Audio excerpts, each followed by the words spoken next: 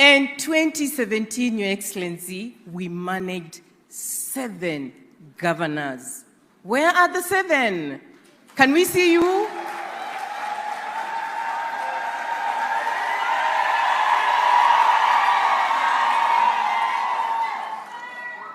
Those are the governors, Your Excellency, that are going to take this country to places.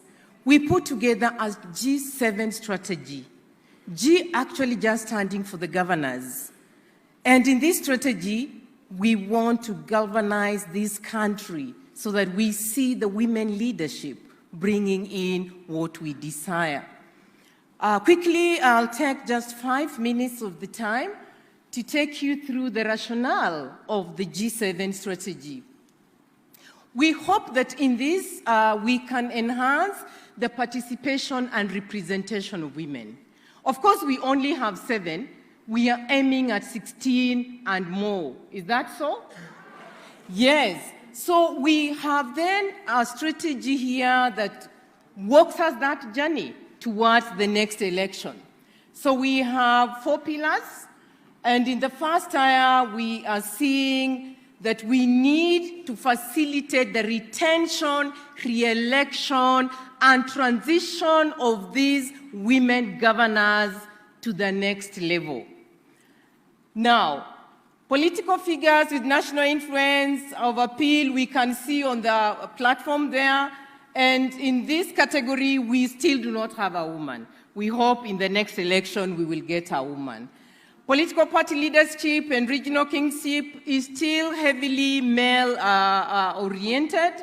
Parliamentary leadership, we have a bit of both men and women, and notable elected members and governors, we have both men and women, but the women numbers are still very, very limited. So the overall objective of the strategy of the G7, Your Excellency, and the members present in the room is first to enhance the women governors' political influence and leadership at the national and at the county level. Yes, they are elected at the county level, but we are looking at a situation where they also play politics at the national level. And this is a bipartisan women politician caucus. It's bringing together all the women leadership, their parties notwithstanding.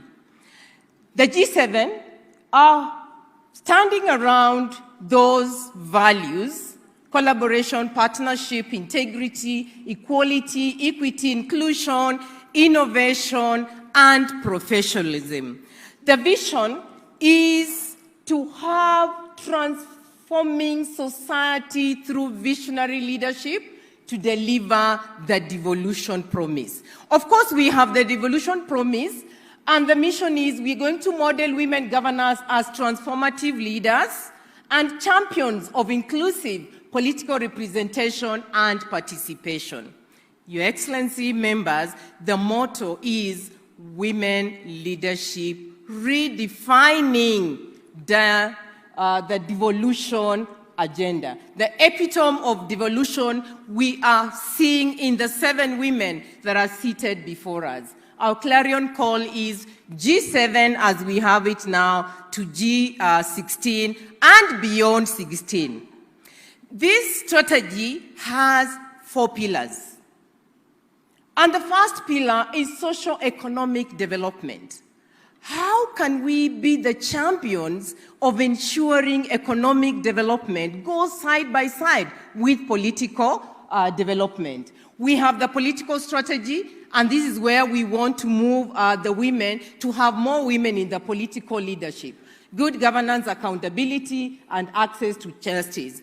And we want to strengthen ourselves as institutional capacity in terms of what we deliver. Now, we see us moving to the next level, and we have the key result areas. One is strategic leadership in gender mainstreaming, gender-responsive planning and mainstreaming and budgeting, ending gender-based violence, empowerment of vulnerable groups within society, compliance with international and regional reporting, accountability and access to justice, political leadership and representation in decision-making, gender-responsive programming, which then leads us to the role of this team. We have done the launch today as we're going to have it. We want to invest in communication and branding, civic education programs, monitoring and evaluation so that we see results of what we have, joint resource mobilization, and the G structure and organogram that creates unity of purpose in terms of what we want to do. The quick gains we look at is the post-launch dissemination of this strategy, the G7 Caucus being established, developing leadership and mentorship programs aspiring to women leadership, dispute resolution mechanisms that are strong, using an advisory council, data and statistics, looking at 2024 as the baseline, and the interagency, intergovernmental relations forums that will support these KEWOS at the Senate, KEWOPA in Parliament, Women CS, PSS, MCS, and all the women of Kenya. What are the expectations from this strategy as we launch, members, Your Excellency? First is to provide women-led counties with development programs that support inclusive programming. 2 is to support the implementation of this program so that it becomes a reality. 3 is technical and financial support, which we'll be calling from yourselves and the partners that are in the room. And 4 is supporting capacity building initiatives, because this is where we want to be. And 5 is monitoring and evaluation. That is the strategy for the G7 that we are about to launch. I thank you. Thank you, Commissioner Lechuma, for taking us through the overview of the G7 strategy. Allow me now to welcome Nairobi Governor, Honorable Johnson Sakaja. Karibu.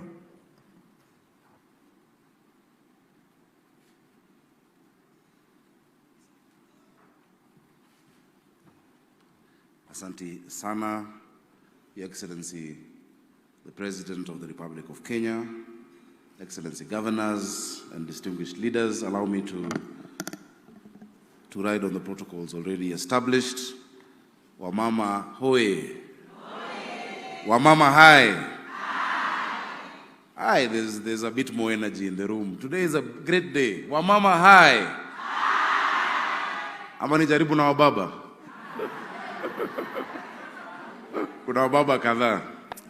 Your Excellency and distinguished leaders, it is indeed quite a privilege and honor and a joy on behalf of the people of Nairobi for us to be hosting this function today in Nairobi. Thank you for choosing the county of Nairobi. You could have done this anywhere in the country, but I'm sure you chose Nairobi not because of convenience, but because you are sure there's a governor who supports this cause in the county of Nairobi.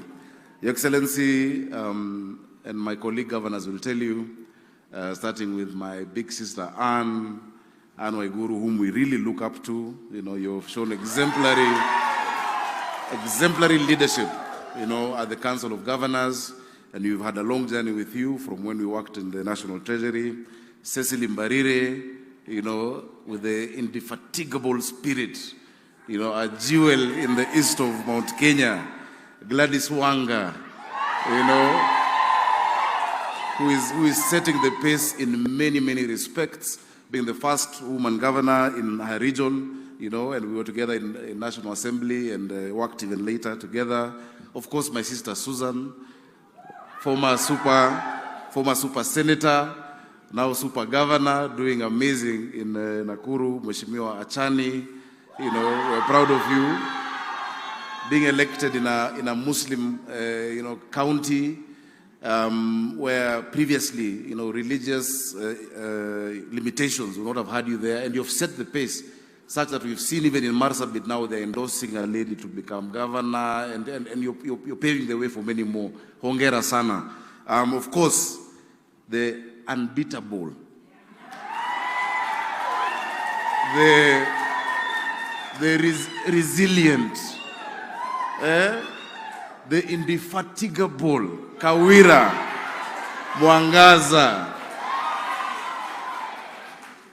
You know, tomorrow my daughter will tell me she can be anything she wants to be in this country, whether or not it is political, because she will not know any glass ceiling or any limitation, whether she wants to be president, whether she wants to be a doctor, whether she wants to be a governor. It will not be a strange thing.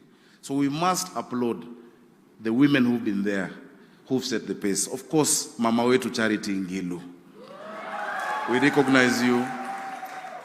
Thank you. Thank you so much for paving the way from being the first woman presidential candidate in 1997. Masania Mama na Masania Ngilu.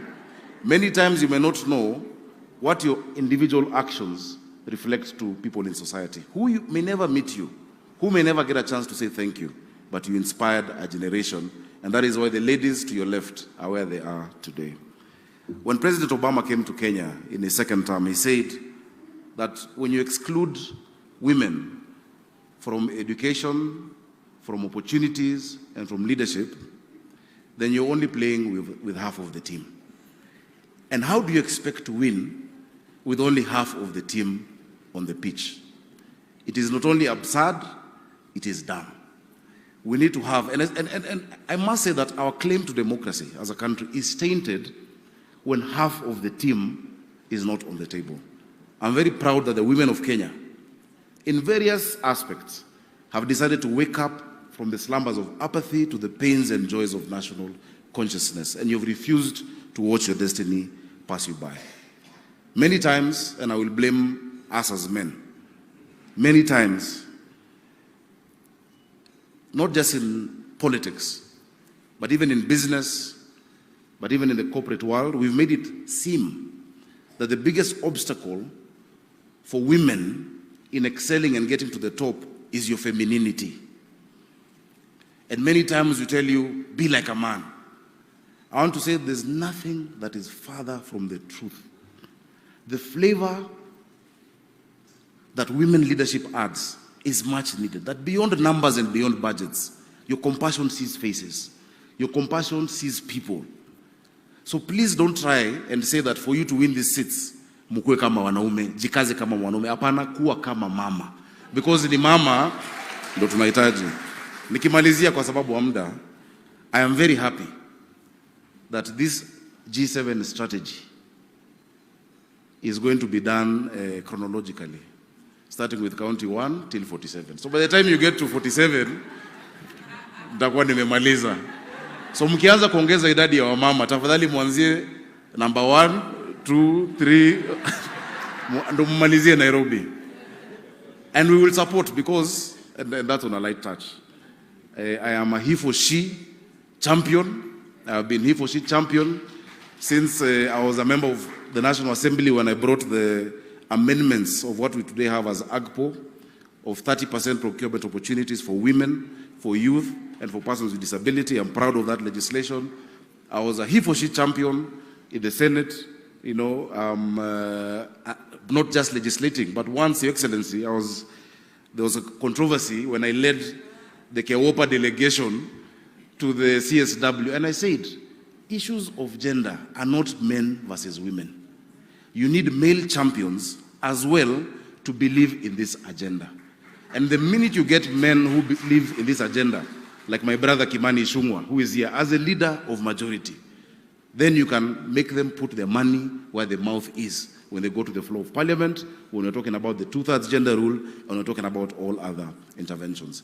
I must recognize my sister Beatrice Alachi, who has just come in. She's, I think, my only woman MP in Nairobi County. Out of 17, please let's appreciate Mheshimiwa Elachi. So asanteni sana, please feel at home. Nairobi is a very gender responsive county. And I know one day in future, especially after 9 or so years, we will have a woman governor in Nairobi who I will support with all my heart. As we move from G7, you know, G16 hata ni kidogo, I think we can do better. And if we commit, and I want to say this without any fear of contradiction, to especially target, because you know we sit in the Council of Governors together, hatuwezi pangia wenzetu, si ndio? If we target the counties where men and women even, but men have done 2 terms, Si tuanze na hizo. Ndio sasa tukuje tuwa support kwa hizo counties watu wamefanya term 2 ndio tuendelee. Tusiwezi kuja hapa kujipotezea kazi. Na wapenda sana. Nairobi tunasema tuna walombo tov. May God bless you. And kweli na walombo tov kabisa. Sorry? Oh, sorry. I had not seen Governor Wavinya. Yes, Governor Wavinya. Pole sana Governor Wavinya. That is our neighbor in Nairobi. We work very closely together. She's also, with a serious fighting spirit. Welcome, Your Excellency, Governor Wavinya. Kwa hiyo mengi, karibuni sana Nairobi. Hii ni siku yenu, sio siku yetu kama wanaume. Thank you, Excellency, for making time for the ladies. Hawakuniambia dress code, but I can see you look so good in your purple tie. Unawezanga hata ungevaa ile kaunda ya purple, but najua uko na cabinet after this. May God bless you and enjoy.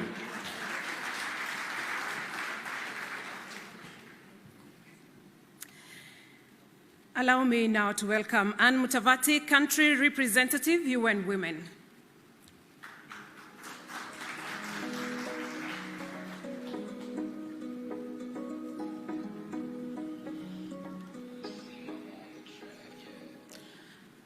His Excellency William Samoei Ruto, President of the Republic of Kenya and Commander-in-Chief of the Kenya Defence Forces.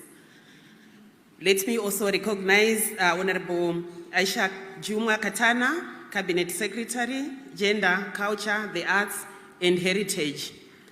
I also recognize the women governors, the 7 women governors who bring us here today.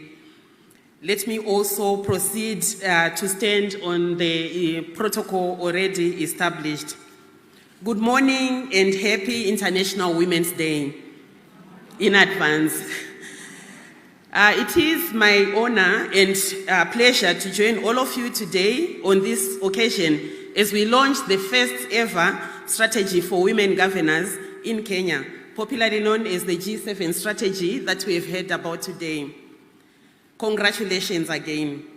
Your election, Excellencies, in 2022 and the launch of this strategy will go down all the corridors of history on women's political leadership in this country and on the continent and in the whole world. I'm really honored and proud to witness this moment.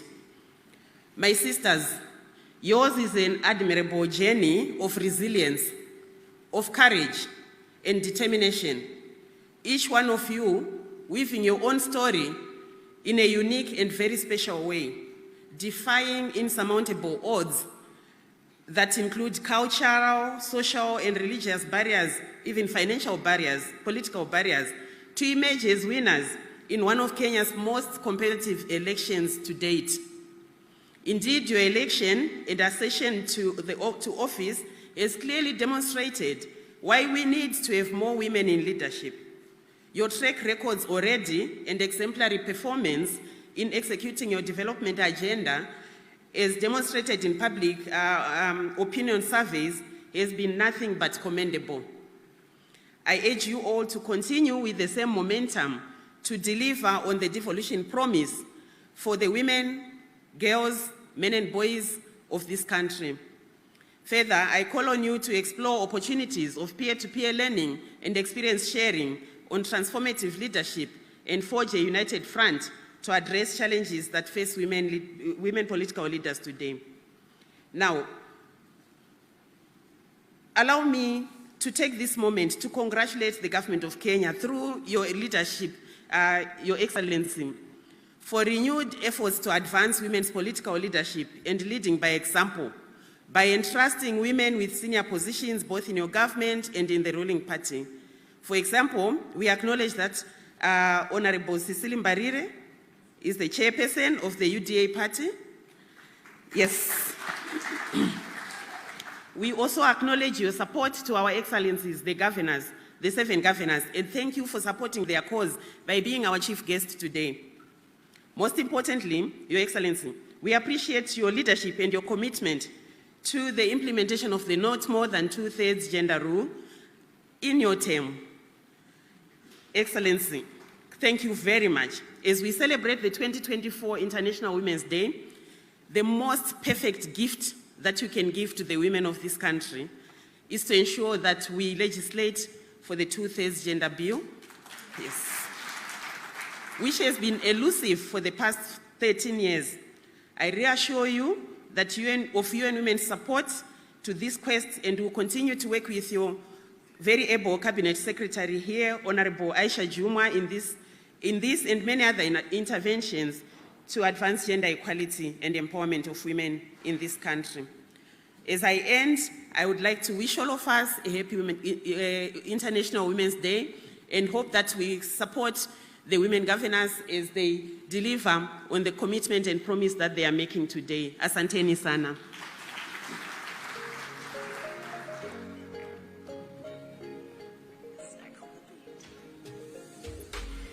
Allow me now to invite Sebastian Tia, Country Director, Oxfam, Kenya. Karibu.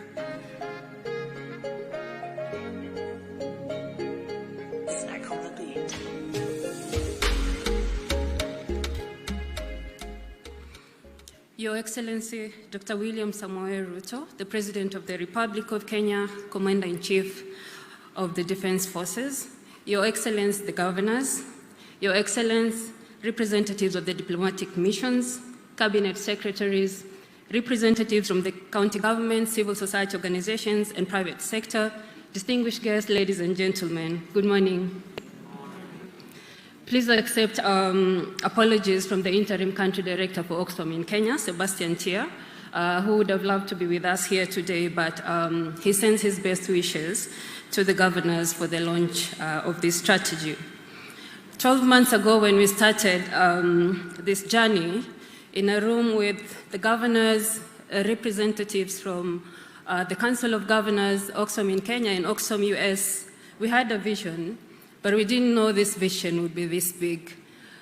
We have received unwavering support and goodwill from the different stakeholders that we have engaged, including the grassroots women that are here today. And this day would not have been possible without all of you, and we appreciate this support. Oxfam is a global movement of people fighting inequality to end poverty and injustice. In Oxfam, we put women at the heart of everything that we do, in recognition of the existing patriarchal structures, institutions, practices, customs, norms, values, and attitudes and beliefs that are barriers to the achievement of women's rights and the rights of all the people. A reality that the governors have to contend with every day as they serve the Kenyans in their different counties. We believe that a just society is not possible unless women and girls have agency over their lives, and that the society needs to challenge harmful social norms and belief systems to ensure that we fully realize their rights. And so, in our quest to achieve gender justice, we work to ensure that women in leadership positions across different sectors have equal recognition and are shaping public policy, including decision-making. We believe that women and girls face discrimination and injustice. It is both a cause and a result of inequality that drives poverty. Therefore, we focus on transformative leadership that advances women's participation, leadership, and rights. It is for this reason that Oxfam, through our work on transformative leadership for women's rights, we were honored to partner with the Council of Governors and the Women Governors, and to embark on this journey of developing the Women's Governors Caucus strategy, the G7 strategy. The strategy is our act of standing in solidarity with the women governors in their leadership to facilitate access to strategic and structured support and resources from different development partners who are here today and those that are joining us virtually, and different stakeholders to enable them to effectively execute their mandates as governors, and also challenge the existing retrogressive narratives that exist on women leadership. We acknowledge that the achievement of women's full rights is a complex and socioeconomic and political process. It demands diverse, positive, and sustained changes in policy, practices, resource allocation, attitudes, beliefs, and power relationships. Together, these changes have the potential to lead to transformed societies where women and other marginalized groups can fully achieve their rights. It is for this reason that we also take this opportunity to send a plea to all the stakeholders gathered here today and those that are joining the event virtually to extend their support to the governors, because this strategy needs all of us to come to fruition. This strategy is definitely a game changer to the political landscape of this country, and you all don't want to be left out of this historical moment. The launch is just the beginning. The difficult path lies ahead where the strategy needs to be implemented and significant resources are needed. As Oxfam, both in country and globally, we continue to pledge our unwavering support to the women governors and the Council of Governors in the implementation of this strategy. We believe this strategy is the vessel to achieving gender parity in political leadership in Kenya.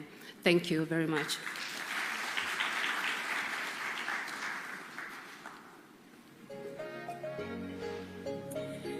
The next speaker is a former governor and was among the first women to be elected in the country as governors.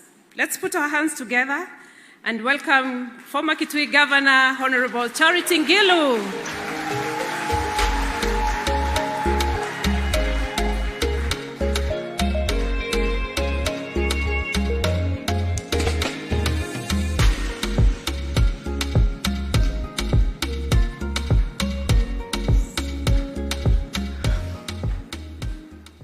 Thank you so much, Your Excellency, Dr. William Samoei Ruto, President of the Republic of Kenya and Commander-in-Chief of the Armed Forces. Your Excellencies, Madam Governor Anne Waiguru, my colleague before I left, and now the Chair of Council of Governors, Madam Cicely Berire, Governor of Embu, and indeed, the leader of the ruling party, UDA. And this is what we always advocate for. Your Excellencies, Homa Bay Governor, and a person I met when you were extremely young and still in college, Your Excellency, Madam Susan Kihika, Your Excellencies, Madam Chale Wale, Your Excellencies Vavinya Ndeti Machakos, Your Excellencies Kawira Mangaza Meru, distinguished guests, ladies and gentlemen, good morning. Today is a great day for us as the women of Kenya. And really, I want to first thank Your Excellency for gracing this occasion. Being here shows how much you support the women of Kenya and how far you want them to go. For us women, when we are supported this way, we really got to take this with both hands and to make sure that this G7 that has started today and strategy being launched today can go a long way in increasing the number of women in leadership in this country. When you work with the women, as Governor Sakaja has said, if you work with half in the field, half the team, you cannot achieve as much as you should achieve. So women need to be involved in every sphere of development. And I want to ask Your Excellency Anne Waiguru, we are talking about increasing the numbers to 16, but may I ask that we should increase the numbers to 25, if not 47, having women governors in the 47 counties will really help the president to go forward. And indeed, let's start looking at the government itself, making sure that whoever president will be there will get 50% of his cabinet or her cabinet to be women. We must not be apologetic to what we want. And I want to assure you, Your Excellency, by the way, if you have more women in leadership, they'll help you carry a lot of the work that you are doing. They help you, and very well indeed. You'll be freer than you are today. Women, I think there is something I want to say here about politics. Something is worrying me very much. We women have seen here that we are going to make sure that we will work across political divide. All parties, we as women must come together and ensure that whatever party you are in, we will support you where you are. What for me has shocked me in the last few days is a new handshake, Your Excellency. And thank you for supporting Baba to become the AU chair. But you cannot take him alone. He has many other people with him. He had many, many people with him. And I still need to understand, and I'll study this a little bit to understand how this works amongst male leadership. Women don't do that. Since I haven't known how it works, I'll continue to learn how it works. For us right now today, we must make sure we increase the number of women. We go to the grassroots. Let's not leave it at the governor's level. We'll go to the grassroots level. We'll increase the number of women who are there. We'll identify them. We'll make sure that they are trained, they have got skills. We'll build confidence in them and ensure that we know the wards they are going to run. Increase the number of MCAs. Increase the number of women members of parliament. Increase the number of women governors. Increase the number of all women in their places. And of course, the final seat is the presidential seat. Don't run away from it. Women want it like yesterday. So, Your Excellency, the best you can now do, and I want to ask this for the women in office and out of the office, please help these women to mobilize resources, to get to the villages, and to ensure that women can be empowered enough. I want to say that I didn't know I was going to be asked to speak, but I'm happy you have given me an opportunity to say something. Governor Sakaja, Nairobi ni yako, lakini sioni wanawake vizuri hapa Nairobi.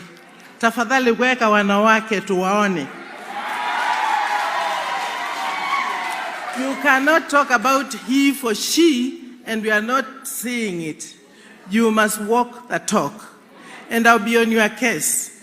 Your Excellency, and Anwar Guru, please, Governor, be on the President's case and make sure that we keep in on his toes to ensure that we have the numbers. I want to thank you very much for inviting me to say a few words.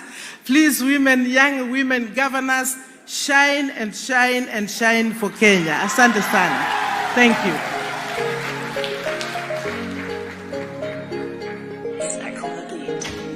Thank you, Madam Gilu. Allow me now to welcome Majority Leader, National Assembly, Honorable Kimani Ichung'wah. Let's put our hands together and welcome him to come and make his remarks. Karibu.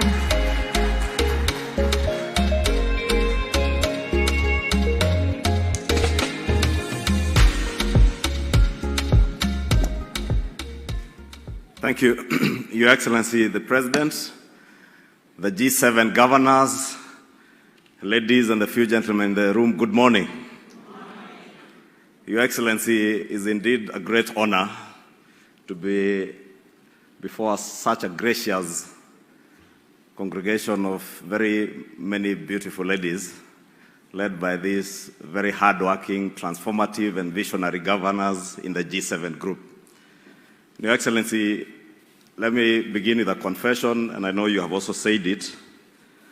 At one point, I did mention to you that if we had occasion to have a referendum in this country, as we talk about G7 and moving on to G16, as the G7 has proposed, it was also my proposal that should we ever have an occasion to amend our constitution through a referendum, because it's a referendum question, we should probably have the governor's seat preserved and reserved for women. And Your Excellency, I say that not just because I'm a father to 4 beautiful girls. And let me also disclose this morning, Your Excellency, that in my house, besides my wife and the 4 girls, my eldest daughter has a pet, which also happens to be female. So when in the last general elections last year, but one, Your Excellency, there was a loose grouping that called itself the Future is Female. They had a patron, and Governor Susan Kihika happened to name me as a patron of the Future is Female movement within the Kenya Kwanza and UDA grouping. Your Excellency, I'm indeed honored that today our party chair is none other than Governor Cecily Mbarire. And for us to be able to realize, Your Excellency, an incremental number of women governors, I think it will begin with political parties. And looking at the strategy that the G7 Caucus has adopted, I think the party you lead as party leader, UDA, has led from the front with chair of our party being Cecily Mbarire. And the endeavor to have more women governors must begin from our political parties. And more so in the nomination of political party candidates in our strongholds, let us make sure that we nominate more women for governor seats. And I want to challenge the G7 Caucus that moving from 7 to 16 is not good enough for me. We probably should target 30 to 36 governors so that if we falter, then we can get to the 16 that you're targeting. But I want to assure you that it is indeed possible. Your Excellency, if you saw that the vision that this caucus has, transforming society through visionary leadership that will deliver on the promise of devolution. I have no doubt in my mind, Your Excellency, that that promise of devolution can and will indeed be achieved through transformative and visionary leadership coming from our women governors. And I say this, Your Excellency, because if you look at Schedule 4 of our Constitution, many of the functions that were delegated to our devolved governments or devolved units, Your Excellency, be it the provision of water, be it healthcare, are issues that are core and are the heart of not just our women leaders, but women in the country. And these women leaders, Your Excellency, I have to say from my experience over the last many years that I have served with many of them, and I think I have worked with many of these governors currently here, Governor Kawera, Governor Achani, Governor Susan Kihika, Governor Wanga, Governor Cecily. We worked with them in the National Assembly. And Your Excellency, you also remember Governor Achani was a deputy governor. And many a times in general elections when governors are choosing their running mates, it was assumed that women would be nominated as deputy governors as flower girls. Governor Achani actually has exemplified that women are not just flower girls to the male governors, that they can indeed succeed their governors as deputy governors, and she has exemplified that very well. When last elections we said, hatu achani na achani. And I was in Kwale, Your Excellency, I campaigned for all these women governors and my other confession, Your Excellency. You know you are all in Kenya Kwanza, but this women agenda transcends even political parties. Governor Gladys Wanga. I must confess, I did assist Governor Gladys Wanga in the last elections, and I truly campaigned for her, even being in ODM, Your Excellency. And I know this women agenda will transcend our political party affiliations. Let us support our women candidates without looking at our political party affiliations. And I am certain, Your Excellency, it is possible to transform this country using visionary women leaders. Your Excellency, these women, I must tell you, from my experience again, I have come to discover that women leaders are less corrupt. And it is a fact. They are more caring, they are more empathetic, and definitely more loving than us, as men, with the exception of yourself, Your Excellency, because you have been the champion #1 of the women cause. And I remember in the last general election how well you supported all our women candidates, including these governors who are here, and including the Honorable Aisha Jumwa, who now sits in a very special place, advancing the women cause as the Minister in charge of gender affairs. And Your Excellency, in conclusion, let me assure you and assure this gathering that within the National Assembly, we will not only support those of our members in the National Assembly, and I see many of them here who are eyeing governor seats. I know Governor Sakaja indicated that it would be chronological and suggested that we should probably begin with those male governors who are serving their second term but I want to tell you, it is free for all. Any county, whether a governor is having their first term or their second term, those seats will fall vacant when the elections are called. Go for any seat, including that of Governor Sakaja. And I know he's doing a great job in Nairobi, and many other male governors are doing a great job, but please challenge them. Your Excellency, in conclusion, on the 2/3 gender rule, Your Excellency, you have been at the forefront, and you did share with us a memoranda in the National Assembly and in Parliament on actualization of 2/3 gender rule. I want to confirm to Your Excellency, as the Leader of Majority in the National Assembly, that in Parliament we shall do whatever it takes to actualize the 2/3 gender rule this time round. Your Excellency, I am certain we shall be able to achieve that within your administration and have the 2/3 gender rule become a reality. With those many remarks, congratulations, ladies, on the launch of this G7. G7 came from the group of 7 countries that were the most advanced economies. I hope these 7 governors will also lead the 7 most advanced counties in our country. And let me congratulate all of them, because I have seen, at least I have toured each of their counties, including Machakos, and Kwale, Nakuru, Homa Bay, Embu, and Your Excellency, all these governors are doing extremely well, and I must say, way above our male colleagues. And I want to ask them to keep up, they stick to their plan, and they deliver to the people. Thank you, and may God bless you.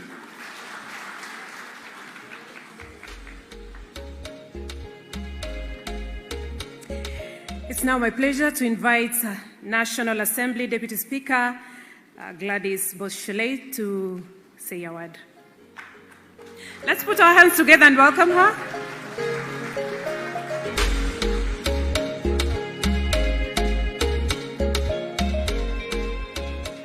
Your Excellency, the President of the Republic of Kenya, Dr. William Ruto, Your Excellencies, the governors here present, especially the women governors, led by the chairperson of the Council of Governors. It gives me great pride to be here today when you launch this amazing program and strategy.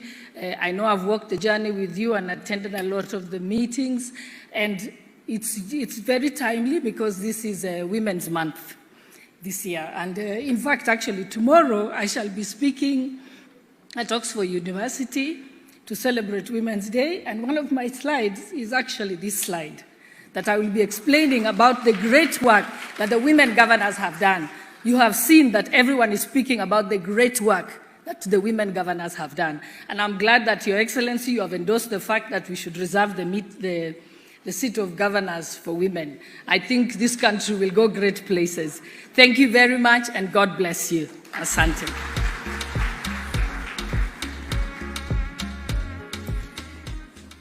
I now invite Cabinet Secretary, Ministry of Gender, Culture, the Arts and Heritage, Honorable Aisha Jumwa.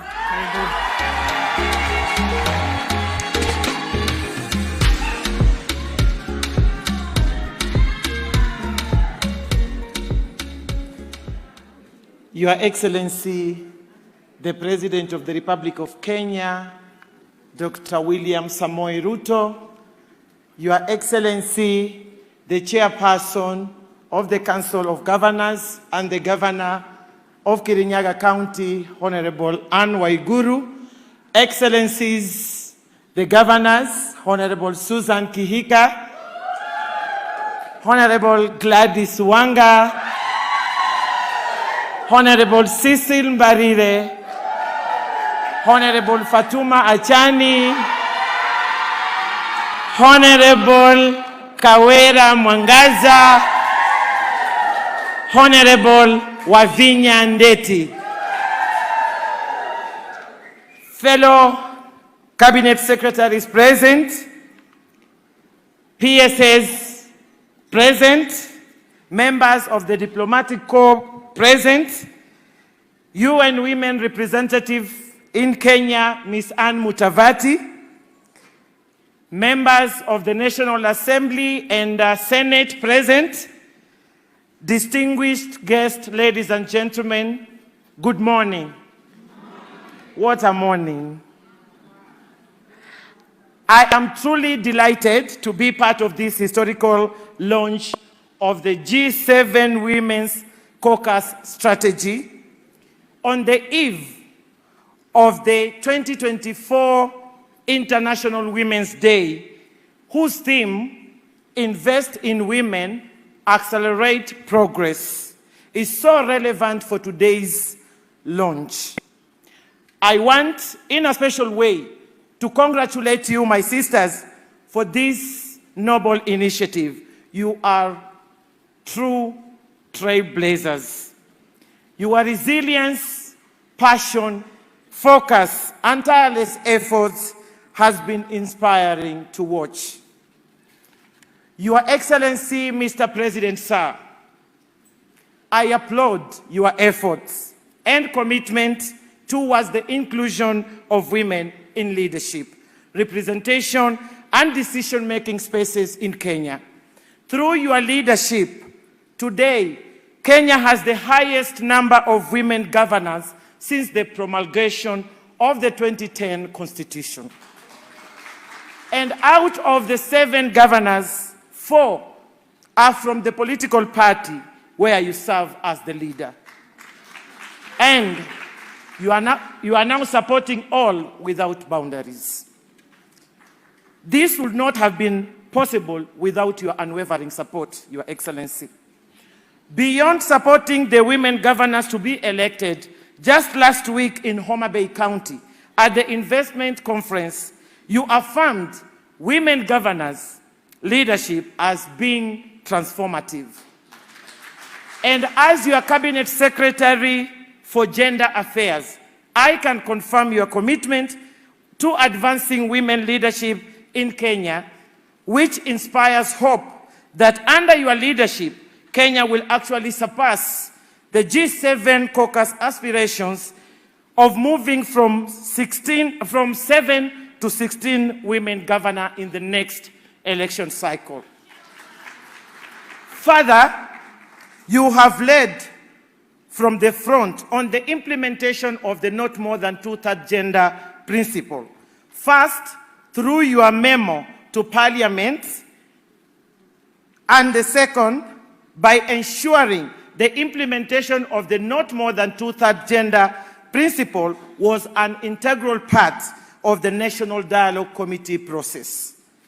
Your Excellency, sir, within the Ministry of Gender, Culture, the Arts and Heritage, I continue to spearhead robust policies and legal frameworks and strategic initiatives to ensure the gender agenda is at the core of the implementation of the bottom-up transformation agenda, popularly known as BETTER. Through a multi-agency approach, we are making good progress towards the implementation of Women's Charter, which you committed to. And tomorrow, during the International Women's Day event in Embu, we will share this progress. As we launch the G7 Caucus today, I wish to confirm to you, my sisters, that the aspirations and the objectives of the caucus align with those of the Ministry of Gender, and I stand ready to support you. I am hopeful that working together as a team at the national and the county levels, the promise of gender equality is now within the reach. In conclusion, one thing is clear: investing in women and girls leads to sustainable development and create a future where all women and girls around the world are allowed to rise and reach their full potential. I am a living testimony of what it means to invest in women and girls. From the sun-swept fishing village of Takaungu to the world. My clarion call is, let us work together for more inclusive, brighter, peaceful, and prosperous future for us all. Once again, Congratulations, my sisters, on the launch of this caucus. And count me in. Asanteni sana, Mungu awabariki.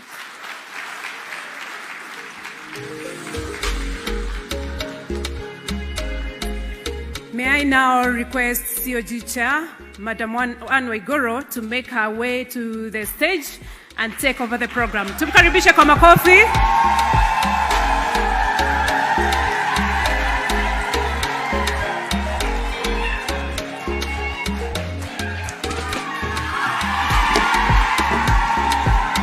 Wamama hai.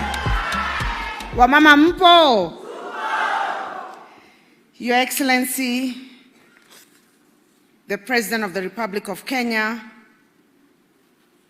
Your Excellency, Dr. William Samoei Ruto, PhD, CGH, Excellency Governors, Cabinet Secretaries, all protocols observed. Allow me to invite all my colleagues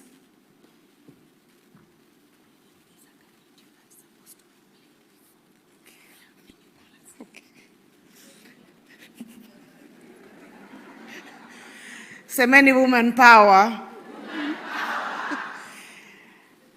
I have just been informed that there is a quick video that is supposed to play before I call my colleagues. It's for 3 minutes. Those who are operating, kindly put the video up.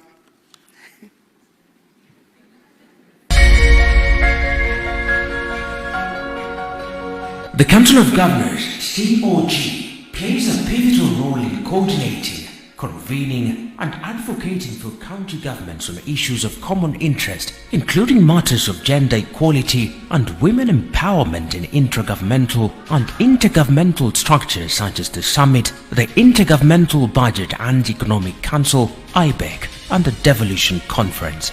Following the implementation of the current Constitution of Kenya, the inaugural election held in March 2013 brought forth county governments comprising the first cohort of 47 governors who formed the Council of County Governors, COG. Regrettably, no woman governor was elected.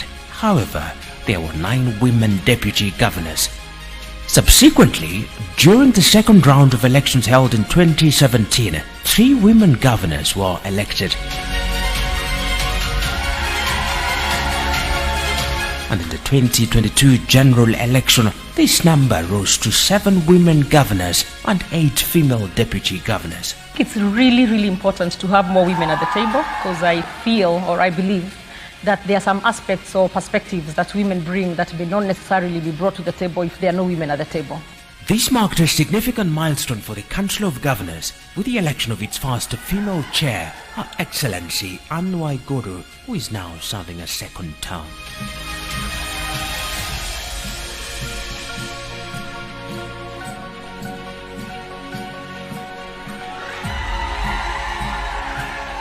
In collaboration with Oxfam in Kenya, the Council embarked on developing a strategy for the Women Governors Caucus, G7. This strategy aims to establish an influential, respected, and high-profile caucus of women governors. Additionally, the G7 strategy is designed to support female governors in showcasing the impact of devolution through transformative leadership, effective governance, and mentorship of women and girls. In this regard, the strategy is anchored on 4 pillars that are crucial to advancing women's leadership and fostering inclusion. Socio-economic development pillar emphasizes the critical role of comprehensive, disaggregated cross-sector data on gender and service delivery.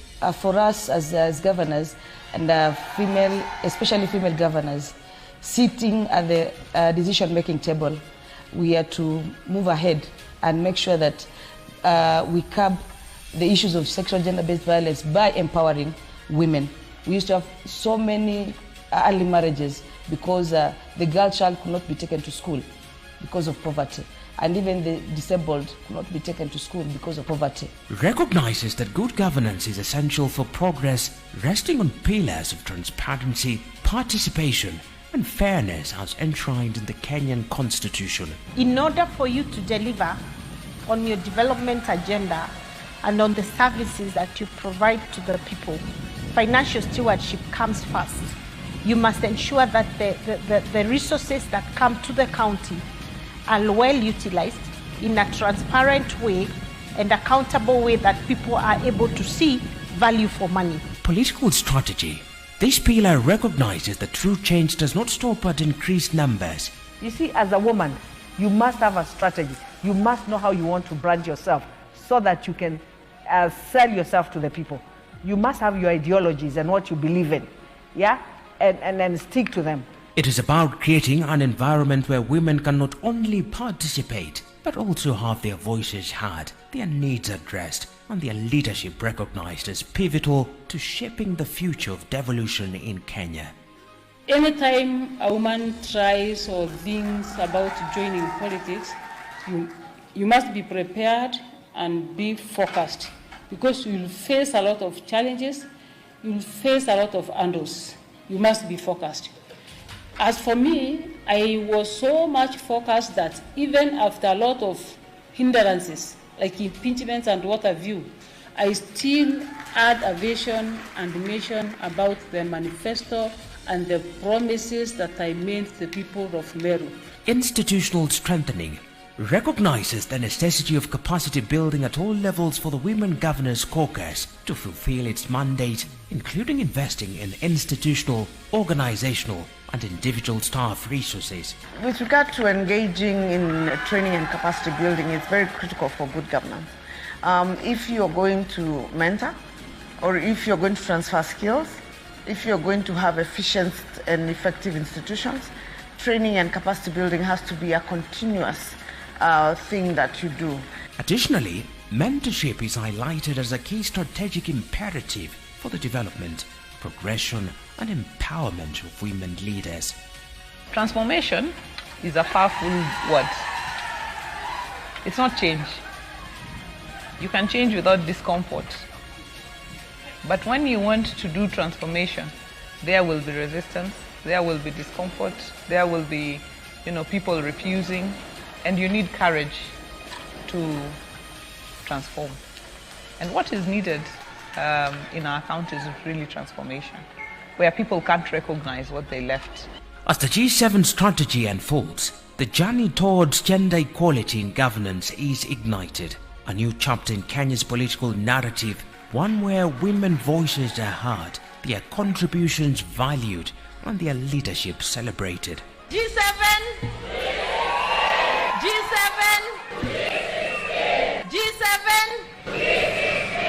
Our clarion call is G7 to G16.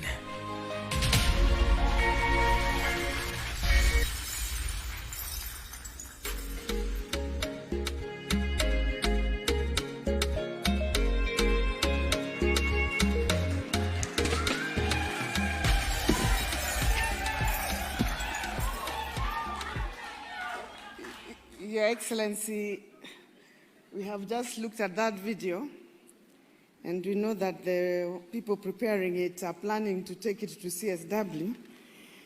But we have seen some of the shots. Some of us were not looking like we were in a moment of jokand and brouhaha, considering we were in Homa Bay.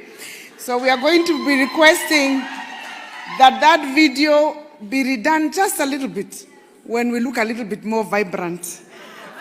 But you've seen what the G7 is about. Allow me, Your Excellency, very quickly to request all my colleagues to come in front. We will not take more than 10 minutes. Makofi, tafadhali.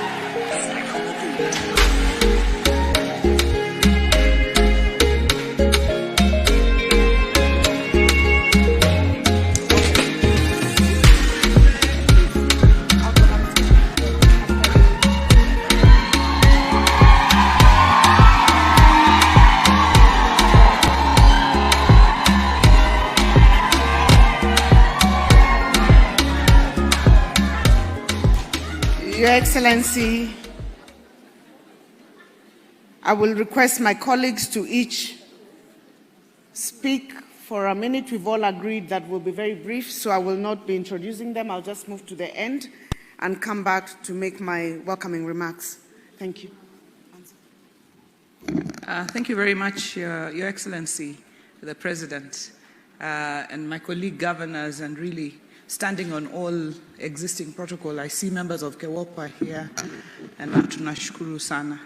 Your Excellency, today is really not for us to speak much because a lot has already been said, but I take this opportunity to really thank you for your support for the G7 team, but not just for the G7 team. First, I thank you because you support the G7 indiscriminately. It is not lost on us that we are different. We are from different political parties, but you have not discriminated us on the basis of our political persuasions. And that I must rise here and thank you. And also thank you for coming to Homa Bay last week, despite having a very, very difficult program. That really showed your support. But I'd like to finally really thank you, not just for supporting the women and women leaders, because it's about the women at the grassroots.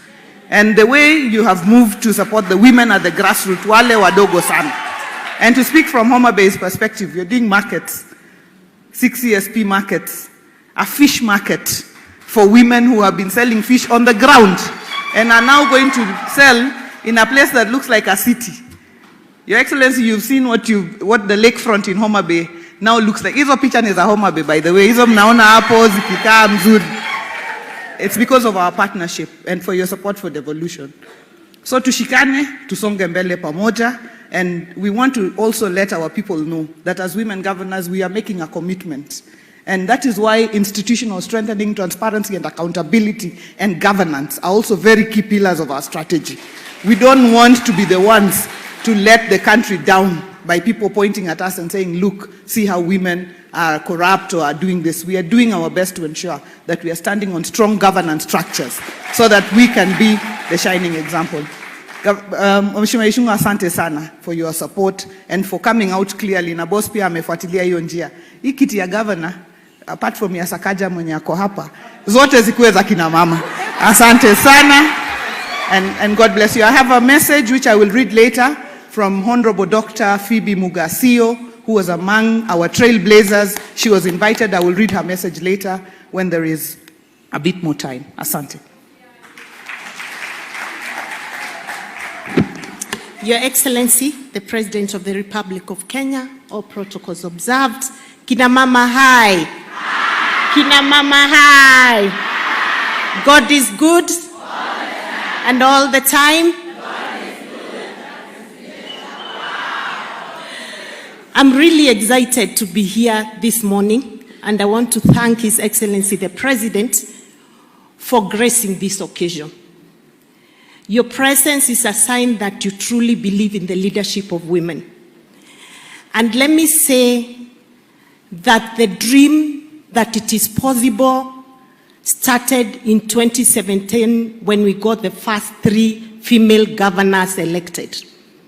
We had the Governor Charity Ngilu, my mentor, the Governor late Joyce Laboso, may her soul continue to rest in peace, and Governor, Chair of the Council of Governors, Governor Anne Mombi Waiguru. And so I want to thank those 3 great women because you made it possible for us to join you. And I want to particularly thank Anne Waiguru, who is my next door neighbor, because, Your Excellency, when I was campaigning, part of the reason the people of Embu County voted for me was because of the good news they were hearing from Kirinyaga. And because of her, the people of Embu believed a woman can deliver. Thank you, my sister, for making it possible for me to campaign easier and to give an example of you as my next door neighbor. That's the impact of female leadership. Honor the women. When you do well, you affect the next woman and the next woman and the next woman. Your Excellency, I'm proud to say that of the 7 female governors, 4 were elected under the UDA party. The party, the ruling party, and the party where I am chair. And the reason I'm saying that is because it takes the conscious effort of a party, of the leadership of the party, to get women elected. Your Excellency, let me take this opportunity to thank you. On behalf of all the women from UDA standing here before you, to say thank you, because you went out of your way to give us the support we needed to be able to win. And let me tell these ladies that the biggest mentor we had in our team was His Excellency the President. And I'll give you a very short story of less than a minute. When we were going to the nominations, we were very scared as a women, running in single-member constituencies and running as senators or running as governors. One, we wanted to be assured that the nominations would be free and fair. And we didn't believe, out of experience, that we would get that fairness. So we called our party leader, His Excellency, and told him we want to meet him as the women. And we met him at a hotel late in the night because we had come from campaigns, and he was very tired, but he came. And we were all in a state of panic. Tunasikia tunapangiwa na hawa wanaume, Your Excellency. Sisi, tuambie kama you'll protect us and ensure we have free and fair nominations. And that is what he ensured happened, that we had free and fair nominations in the UDA party. But on that same day, he did something very interesting. He told us, I want to advise you ladies, because we had been going around campaigning, and he had this ladder he had created where we used to climb. Before, we used to climb on the bonnet of his car to speak to the masses. And it was the most gender difficult platform for us. And so when he saw we were struggling, because sometimes we had to be pushed up by the men, he created a ladder where we went up the staircase and stood up there. And he did it for the women. But on that day he said, you know, I have now created that ladder mahali munaeza enda juu pole pole, lakini wear long dresses and wear rubbers. Toeni hizo long heels zenu muachane nazo, tuko ground sasa, tutafute nini? Kura. And then I remember even went further and said, na uko ndani ya hiyo nguo, vaa baika ama long. And you know, I don't know whether he knows what that meant for us. Because it meant then he's thinking very, very deeply about ensuring we have an enabling environment to do our campaigns. So Your Excellency, thank you very much. We wore the bikers, we wore the rubbers, and we are here today. And so we will continue to wear them, but for now we want to deliver. I want to kindly request Your Excellency, the same way you held our hand before elections, the same way you have held our hand in the last 1 year. I know sometimes you get pressure from men asking you, kwa nini kila wakati tunakuona umeenda Nakuru? Kwa nini unaenda Homa Bay? Kwa nini unaenda Kirinyaga? Kwa nini unaenda Embu? Kwa nini unaenda Machakos? Keep coming to our counties, because that's the only way we will come up. May God bless you, and may I take this opportunity to kindly request champion number 1, my brother Kimani Ichung'wah, the 2/3 gender rule. Under the NADCO discussions, we approved the work of our great CS, Aisha Jumwa, who's done an amazing job. Please clap for her. Please, please, my brother Kimani Ichung'wah, support us. Make sure we deliver the 2/3 gender rule under your watch, and we'll be very, very happy. Finally, you're all welcome to Embu County tomorrow for the celebration of the International Women's Day tomorrow. Thank you very much.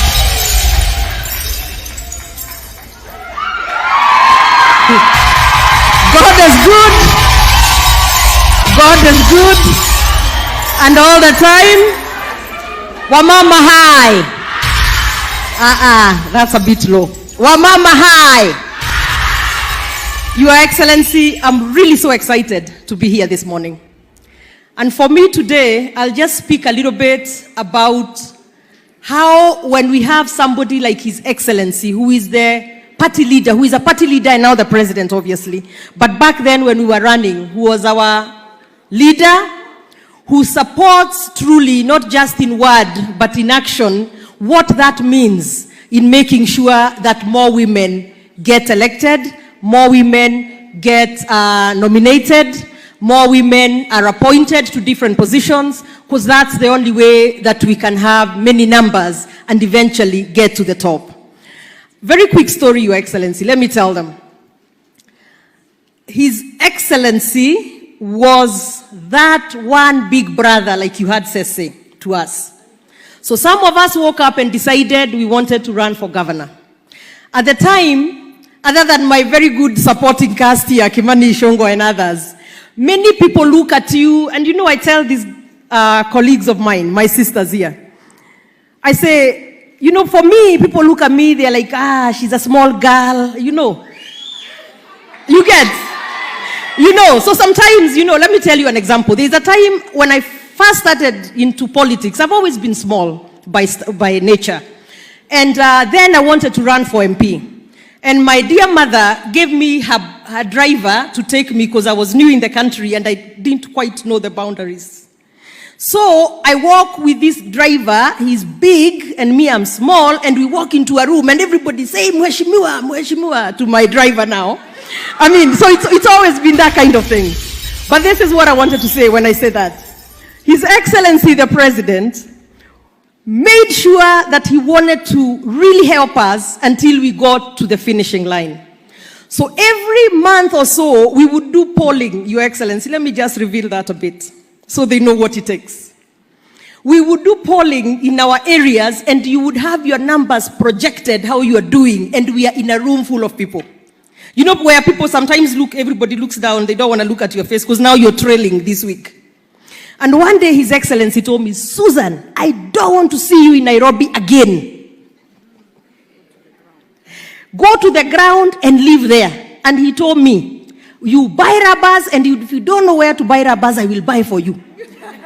So even today, when I woke up and wore my heel, Your Excellency, I just wanted to tell you that by you making me buy rubbers and stay in that county, I was able to finally deliver. But saying all that to say, you really are so supportive that I wish and I pray that everybody around us, all of us women here who want to run, can get that kind of support.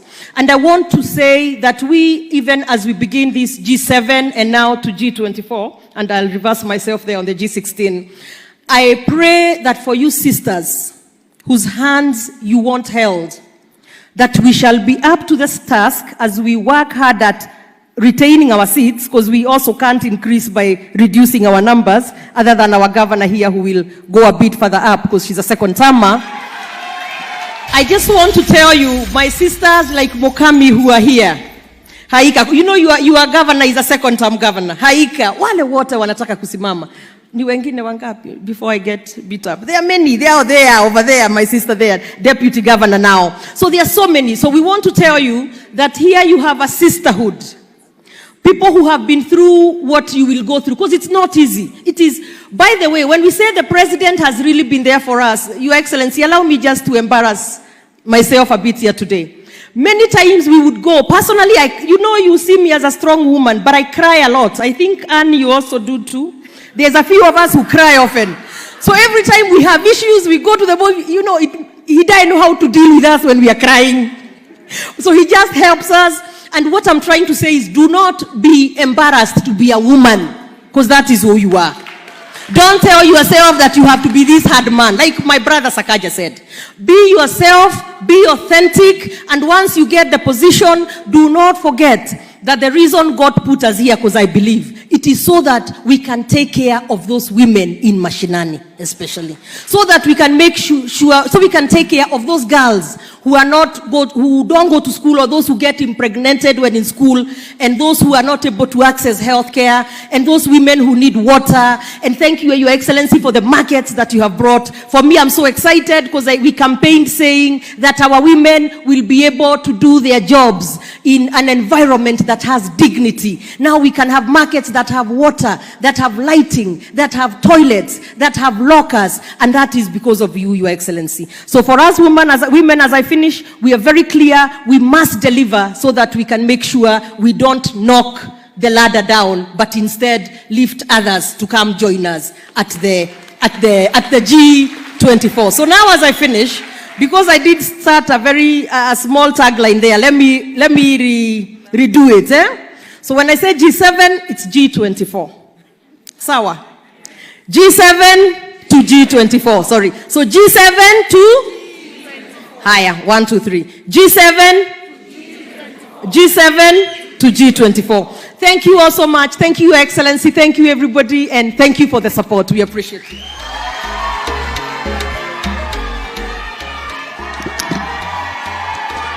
Thank you very much, Your Excellency, the President of the Republic of Kenya, Madam CS, fellow governors, Majority Leader, National Assembly, all protocol observed.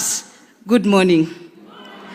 It's my pleasure to be here today, and I must say I appreciate His Excellency the President. He came to Kwale several times to campaign for me. And here I am, the first female governor, Muslim governor in the country. Thank you very much, Your Excellency, for supporting the women of this country. And I want to assure the people in this room, we are delivering on the promises of devolution. And we're already in Kwale, by empowering women, financial empowerment. I've given tenders to around 20 women groups, women company groups. So devolution is working. As female governors, we want to assure you, come 2027, we are there. For Honorable Laika to become a governor, I have to deliver in Kwale, because she's my neighbor. I have to deliver. And I want to assure you, we are going to deliver as female governors. As it is, we are on the ground. You will see us all the time on the ground, because we want to relate with the people. We value a lot public participation. So I want to assure Your Excellency, I want to assure you, come 2027, it will be 24 plus female governors. Because we are delivering on issues devolution. When you talk of health, we've done dispensaries and health facilities. We've taken services closer to the people. We are issuing bursaries to everybody. We are making sure even those who got pregnant early young mothers, we are taking them back to school. So we want to assure you, come 2027, Your Excellency, continue supporting women, and we will not disappoint you. Thank you very much. May God bless us all.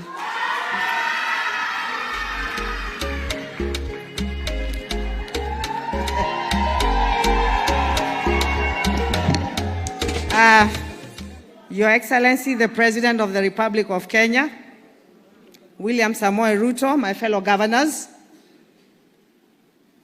na Wakenya wote, amjambo. Amjambo tena. Bwana Yesu asifiwe. Asifiwe tena. Assalamu alaikum. Your Excellency, we are here today to launch the G7 ya kina mama wale walichaguliwa kama magavana. Kuchaguliwa mama kama gavana sio kitu rahisi. Some of us tried for 10 good years to be governors. Na tukiangalia kaunti zote, Your Excellency, ukiangalia Machakos, senator ni mama, governor ni mama, women rep that is there, speaker ni mama, commissioner ni mama, presiding judge ni mama. Ukiangalia hata ma-OSPD, Machakos ni ya wamama. By the way, kama mnataka kubenchmark mali iko wamama, kujeni Machakos. Kutoka governor mpaka hata OCS. Machakos kuko na wamama, na wamama wanafanya kazi. Na ndio mnasikia Machakos kuna amani sana. Vile ningependa kusema kama parties, vyama waangalie, na mimi nashukuru sana kama chama yetu ya Wiper imejaribu, UDA imejaribu, ODM imejaribu. Wananiambia niseme UDA imefanya.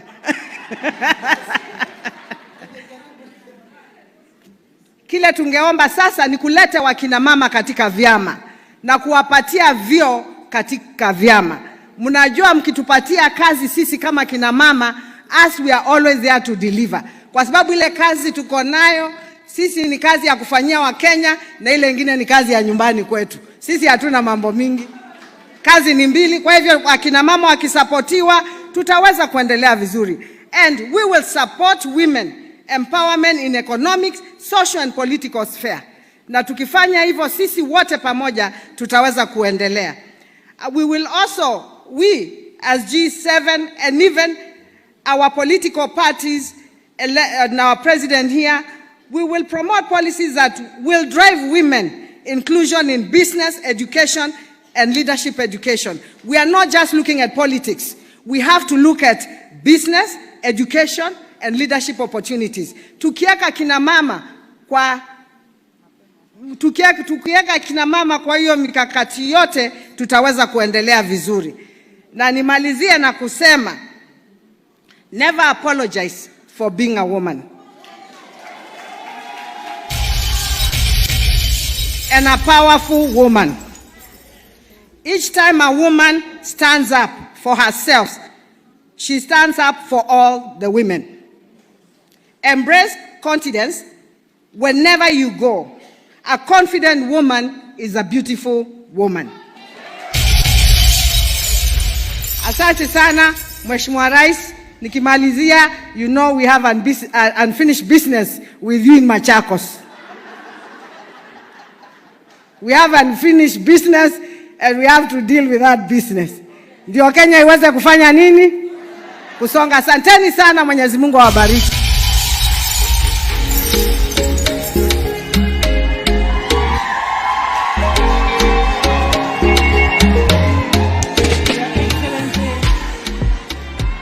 Daktari, rais wetu tunayependa sana, Excellency Governor Sakaja ambaye ametuhost siku ya leo, viongozi wote, hamjambo.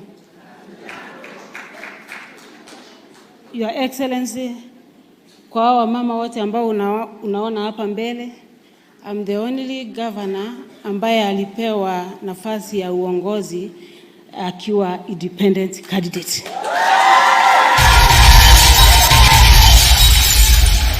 And coming from Meru, it wasn't easy.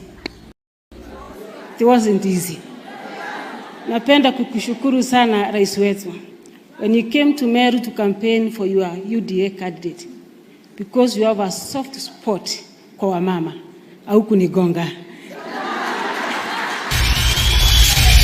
You are so kind to women and we really appreciate you kama kina mama. Napenda kukupongeza rais wetu. Hata kama mimi ni independent governor, your support imekuwa kubwa sana kwangu, especially Meru County.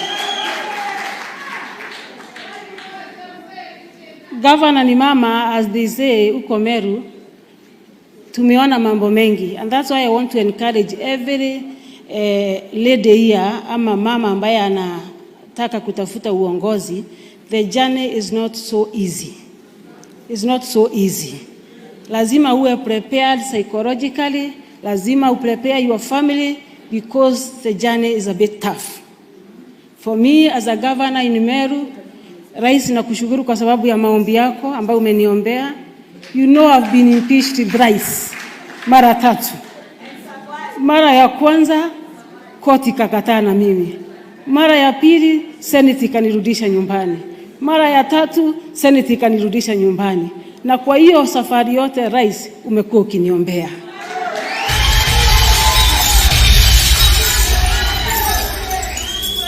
You must be tough kwa hii safari. Na kwa safari ya governor kina mama, because we are here even to encourage those who want to aspire as governors, lazima tufanye kazi.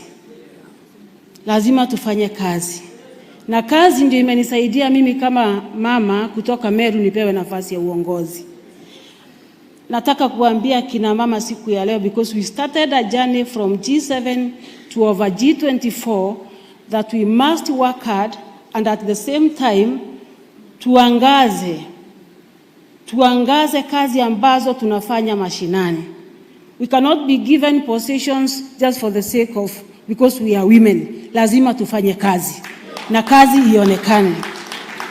I always tell leaders that any good job that we do, minus marketing, minus publicity, it's like winking to a beautiful girl in darkness.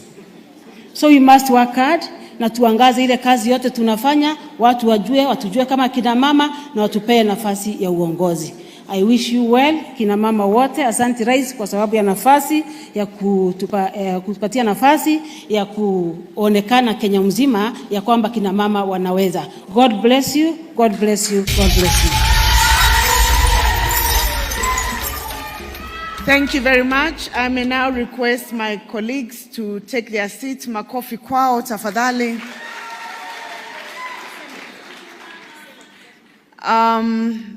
I would like to give this opportunity to the Vice Chair of KEWOPA not to give a speech, but to recognize the members of Parliament who are here, who will just stand up and you can recognize. Kindly do the same for both the members of Parliament and the members of Senate. Honorable Beatrice Elachi.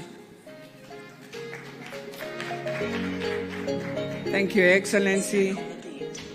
Your Excellency, the President of the Republic of Kenya, riding on all protocols observed, I would wish to just request my fellow colleagues to just stand both from Senate and National Assembly.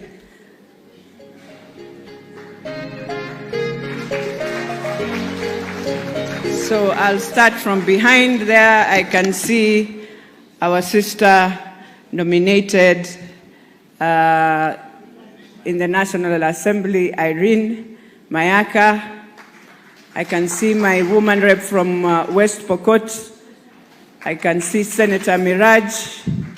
Susan from Tharaka Nithi, woman rep. Senator, our SG and former SG, Veronica. Nominated Senator Gloria. My woman rep from Nyeri, who stands in for my mother, Mukami. Our woman rep, Taita Taveta Haika. Senator nominated, Senator Muma. Good. We have Ndonyo from Kisii, our woman rep.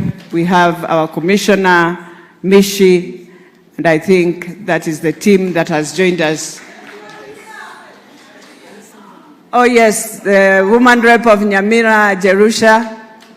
And we have our woman rep from Homa Bay, Ben Suda. We have the woman rep of Vihiga, Beatrice Atagala. We want to appreciate you and to really thank you as the G7 that we shall ride on you. May God bless you. Thank you very much. Thank you very much, Vice Chair of KEWOPA. I would like to take this opportunity to recognize all the PSs present. If you just rise up and wave. I am told you're quite a number. I may not know you by name, but feel welcome. Welcome and thank you for honoring us. I would also like to request all the members of the County Assembly MCAs from the various counties to kindly stand up and wave, and I think they make the majority of the teams here. Kindly clap for them. Thank you very much. And finally, I would like to recognize the deputy governors, female deputy governors who are here. I think the ones who are here are female, not that I'm leaving out the men. And I will just call your name and you wave.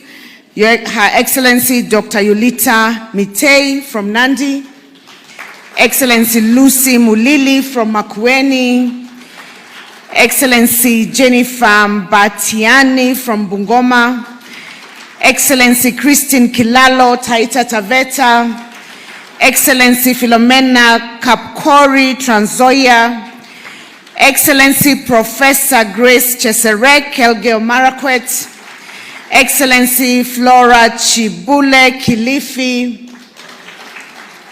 and Excellency Rosemary Kirika from Kiambu.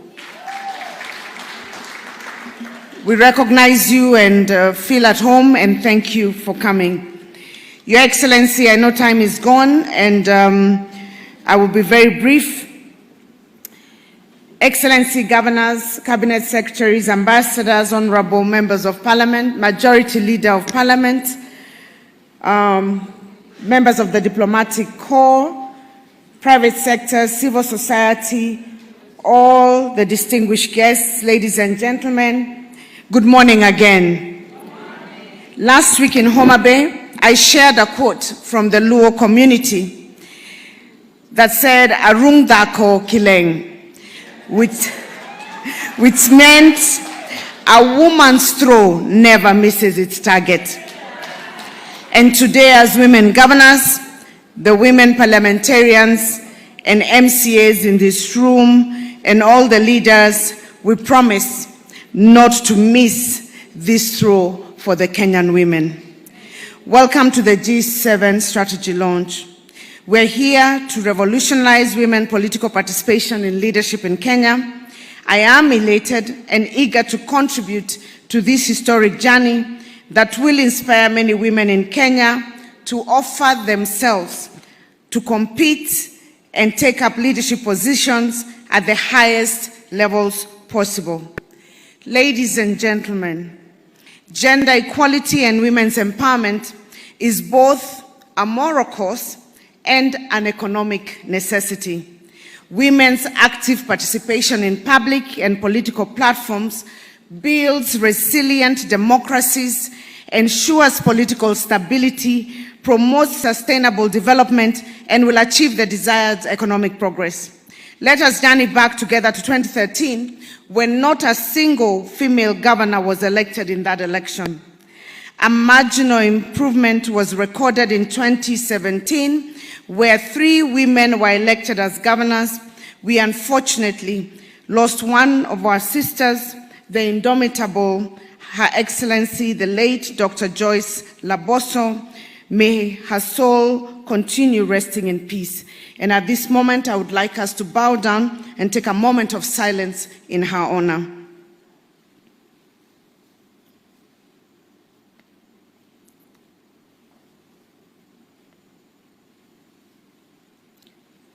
Thank you.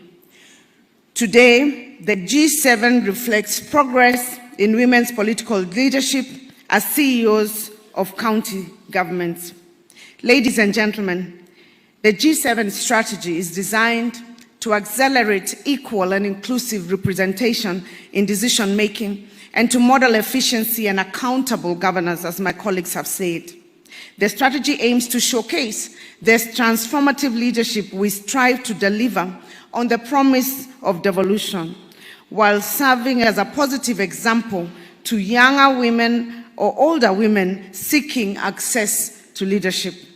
The strategy also embodies the values of collaboration. I'm sure you have seen, when you look at us, you can tell that we are friends. We meet, even when we are not at work. We share. I saw some people looking very shocked when they heard that some of us cry. Sometimes it gets very tough. because we balance both family, we balance personal lives, and we also have to do official work. We pull together collaboration. We also have accountability, inclusivity, equality, and empowerment that define Women Governors Caucus and that exemplifies transformative leadership. We share lessons. We learn from each other. I learn from Gladys Wanga, even if she's 1 year old. They learn from me. I learn from Susan. Everybody has something to give one another. And we sit down and say, how did you do that? Let's share your plans with me. Can I have that so that I don't have to start from the beginning? And we hold each other's hands, hoping that this will showcase women leadership to be exemplary and therefore motivate many other people to elect women leaders. Our goal is to increase the number of women governors from the current G7. It's not just a story. We're not just sitting here having this conversation and then going back to our homes. We have a strategy cut out for the next 3 years. For those of us who will not be running for a third term, because I'm not allowed by the Constitution, I will be dedicating my time to campaign for women potential governors who have been chosen by their respective parties, to work with them, develop strategies for reaching out on the ground to ensure that we actually increase this number. We will be, all of us, in New York in the next 2 weeks, fundraising for support and getting technical support as well for each of the counties and also for the counties that have potential women leaders. So how do we achieve this increased number in the next election? One of the biggest issues will be mentorship. It is incredible to be surrounded by many smart, dedicated women who are changing the landscape of leadership. And all of us will be giving our time, even as we run for office a second time, to mentor others who are coming up. I would like to just share one thing that I learned from Governor Ngilu. It's something very basic, but I came from technocrats. I did not know anything about politics. I had no clue about politics. I just went in there. And I remember when we were going around campaigning for women and 2/3 gender, one day we were in Kakamega, I think, and we were sitting, and of course, because I was amongst the youngest politicians, so to speak, I was still very conscious, and I think even Wanga was there. We were trying to find seats, and I had managed to find a seat because I came very early. Being a technocrat, you know, you're told 8, you are 8 seated. So I had a seat, but some other men came, big men, powerful men. And so I was very intimidated, and I was a governor, mind you. I stood up to give a seat to a man. I'll never forget Governor Ngilu. She dragged me back down and told me, never ever give up your seat for a man. Governor Ngilu, I learned my lesson. I have never again given my seat to a man. So one lesson I learned from Ngilu, very basic. She told me, never ever. How can you do that, you know? And I realized I'm a leader, an equal leader, just like the rest of them. But because they make you feel they've come with a lot of support, you know, we don't come like the women don't, at least none of us do that. We don't have like 7, 8 bodyguards pushing everybody around. If you come, I don't use a front car. Is it called lead car and sirens? And I don't think any of the women governors do those things. So it's very easily that when the others who come can easily intimidate you, even when you're at peer level. But we are saying we want to show a different kind of leadership. We want to show a leadership that has an impact on the ground. We want to show why devolution actually happened, that women can lead and can deliver. And this is not a threat to the men. For me, who is the chair of the council, they know I beseech the second-term governors, please, second-term governors, support women candidates, because you're not running again. And there are women candidates who can make it in every county, we believe. It is our duty to encourage more women to aspire to political leadership, and not just political leadership, as Governor Sakaja has said, but also leadership in general. We will be localizing this strategy, starting with the 7 counties. We are going down, and also now the counties which have women deputy governors kindly volunteer to work on localization, and where we have women potential. Your Excellency, I personally am looking forward to the day, and my colleagues know this. I'm looking forward to the day, Your Excellency, I will say like Sakaja after your term, that this country will have more than one, maybe two women or three women presidential candidates competing against each other. Inawezekana, haiwezekani. Inawezekana, haiwezekani. Amongst these women here, they come from different political parties. Why not? Men compete against each other. We saw President William Samoei Ruto competing with another in not so long a time in the future. We are hoping that from G7 to G24 to even higher, not just deputy, prime minister, but presidents, there will be a time, like one country I know in Europe, where this issue of handshake will be between Governor Ngilu, it will be between women leaders. A presidential candidate woman who has won in Kenya, and a leader of opposition who's a woman who lost. And it can happen in Kenya. But we have to see it, we have to believe it. And we're not saying it because women are just women. We're saying it because any woman who has aspired and has risen to the position of governor or leadership in the National Assembly, that woman can aspire to lead this country. We don't know where that will come from, but it is my belief, and I look forward to a day when that will happen. And I will say like Sakaja, I support my president, yake ni 10 straight. Iyo tulisema. Sindio? Lakini tumemwambia akitoka tu hivi, hatumpati promise ya mtu mwingine. Tutakutana kule, kina mama watakuwa wamejipanga sawa sawa. Your Excellency, wamama hai, wamama mpo, mnaweza amwezi, mtajipanga ama mtajipanga? Tunaambia President William Ruto 10 straight, sindio?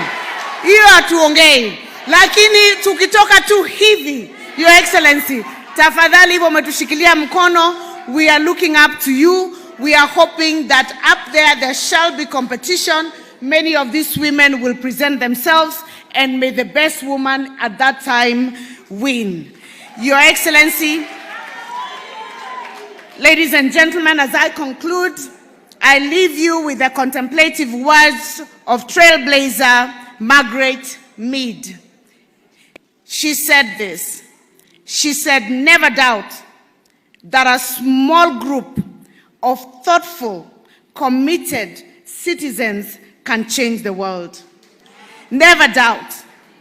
Indeed, it's the only thing that ever has changed the world." So never doubt that a small group of 7 women governors who are thoughtful, committed, capable, inspired, dedicated, intelligent, beautiful, hardworking, and an example and role model to many, never doubt that those 7 female governors can change the Republic of Kenya and indeed the world. As you've heard, indeed, it's the only thing that ever has. May those who participate in the advancement of women in leadership agenda and the G7 members transform this nation. Asanteni sana.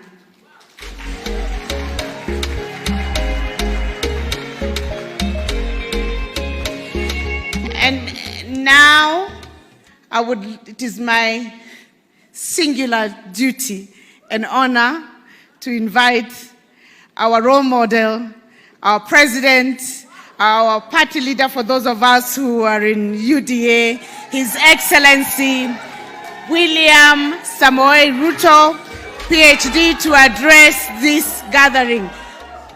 Tumkaribishe na makofi tafadhali.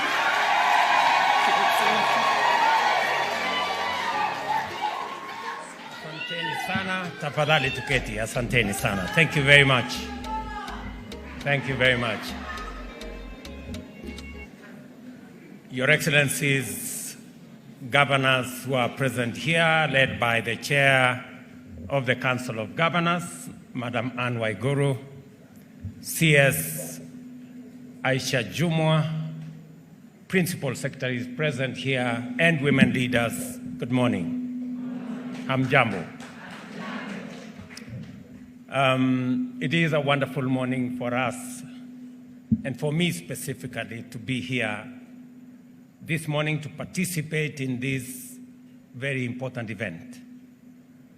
Our nation's quest for prosperity has been hampered by fundamental inclusivity deficit, which is a consequence of chronic unresolved marginalization on regional, ethnic, socioeconomic, and gender basis.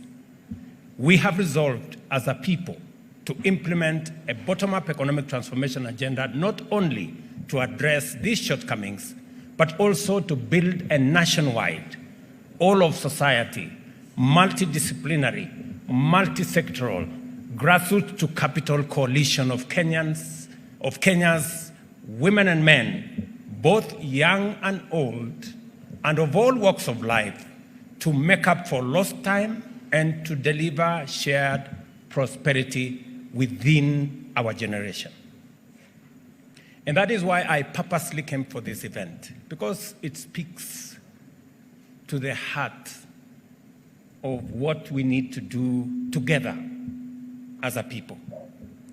Kenya has been making steady progress in many sectors for many decades now.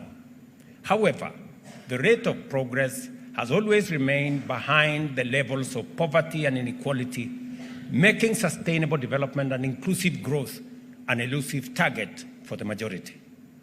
There are a number of underlying structural causes of this state of affairs.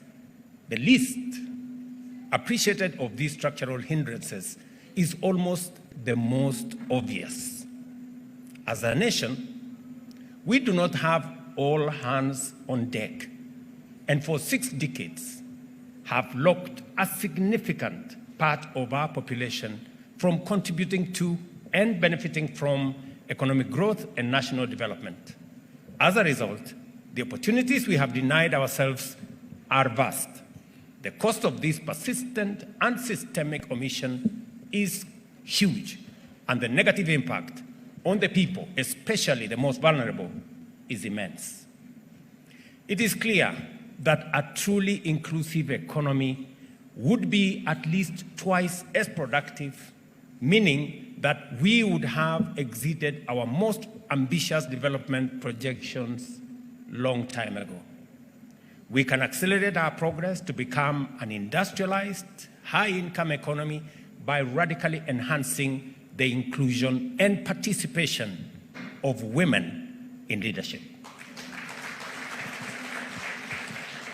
And speaking about women and participation in our country, even when we speak even about politics alone, despite that we have few women elected, majority of voters in Kenya are women.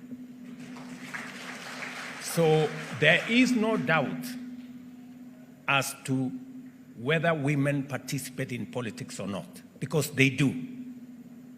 But now it is time for us to move it a notch higher, that women should not only participate in terms of being voters, they should participate in terms of being candidates and in being elected as leaders. And it is not just politically correct to say we should have women leaders. It is the constitutional thing to do, and it is the moral imperative that we must aspire to achieve.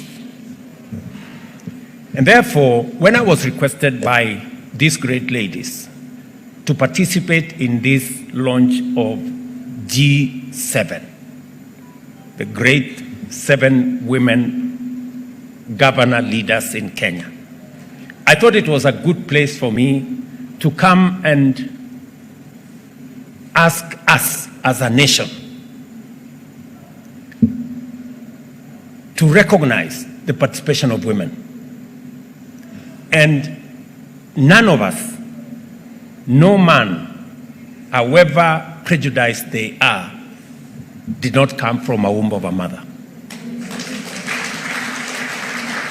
We may be whatever we are, we may be strong, we may be opinionated, we may even have issues of prejudice.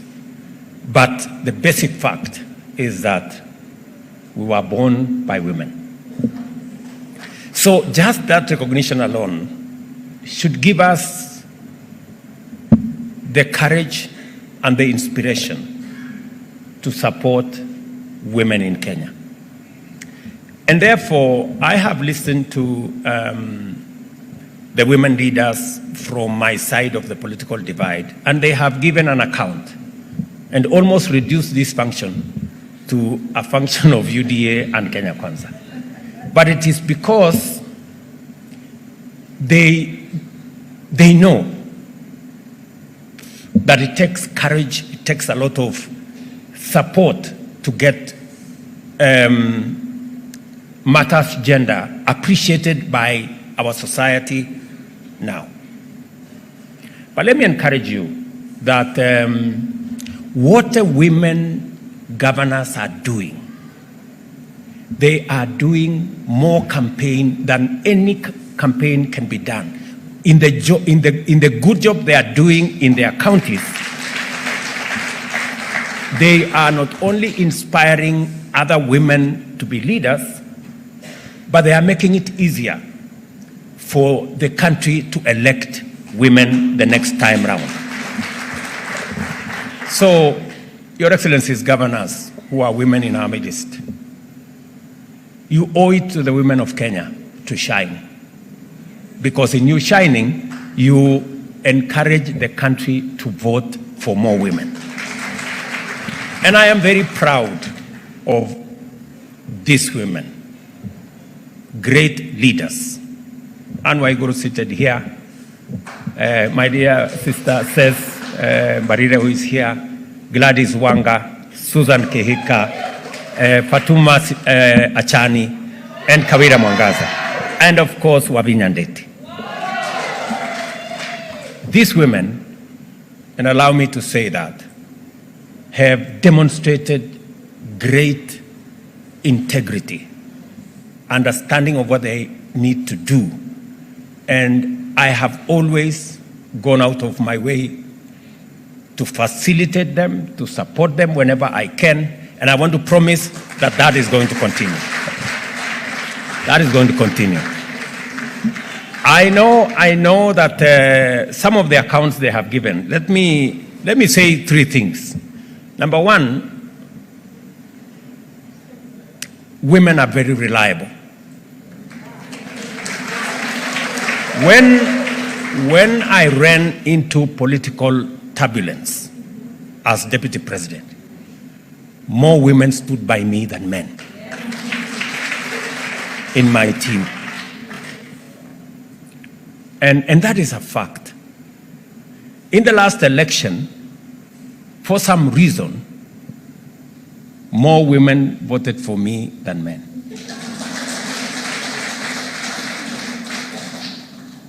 And therefore, supporting women is the easiest thing for me.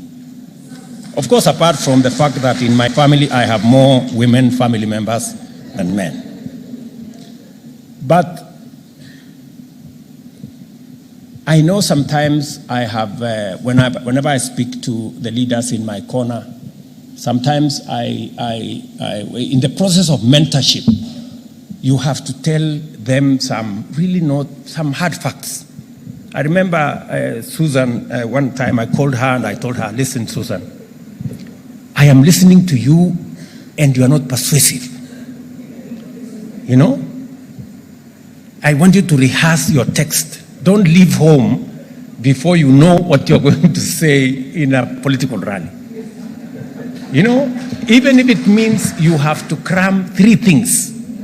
Say something about agriculture. I had to take her through lessons, this girl, because I really wanted her to succeed. And forgive me, Susan, I was hard sometimes on you, Another time I called her and I told her, I don't want to see you in Nairobi. You must go and sit at the village.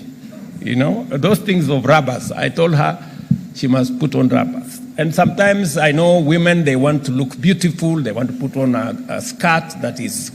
So these ones, I told them, look, this is not the time to look beautiful. You know, put on a long dress because this place is chaotic. You know, put on a long dress, put on whatever those things they say, I don't want to say.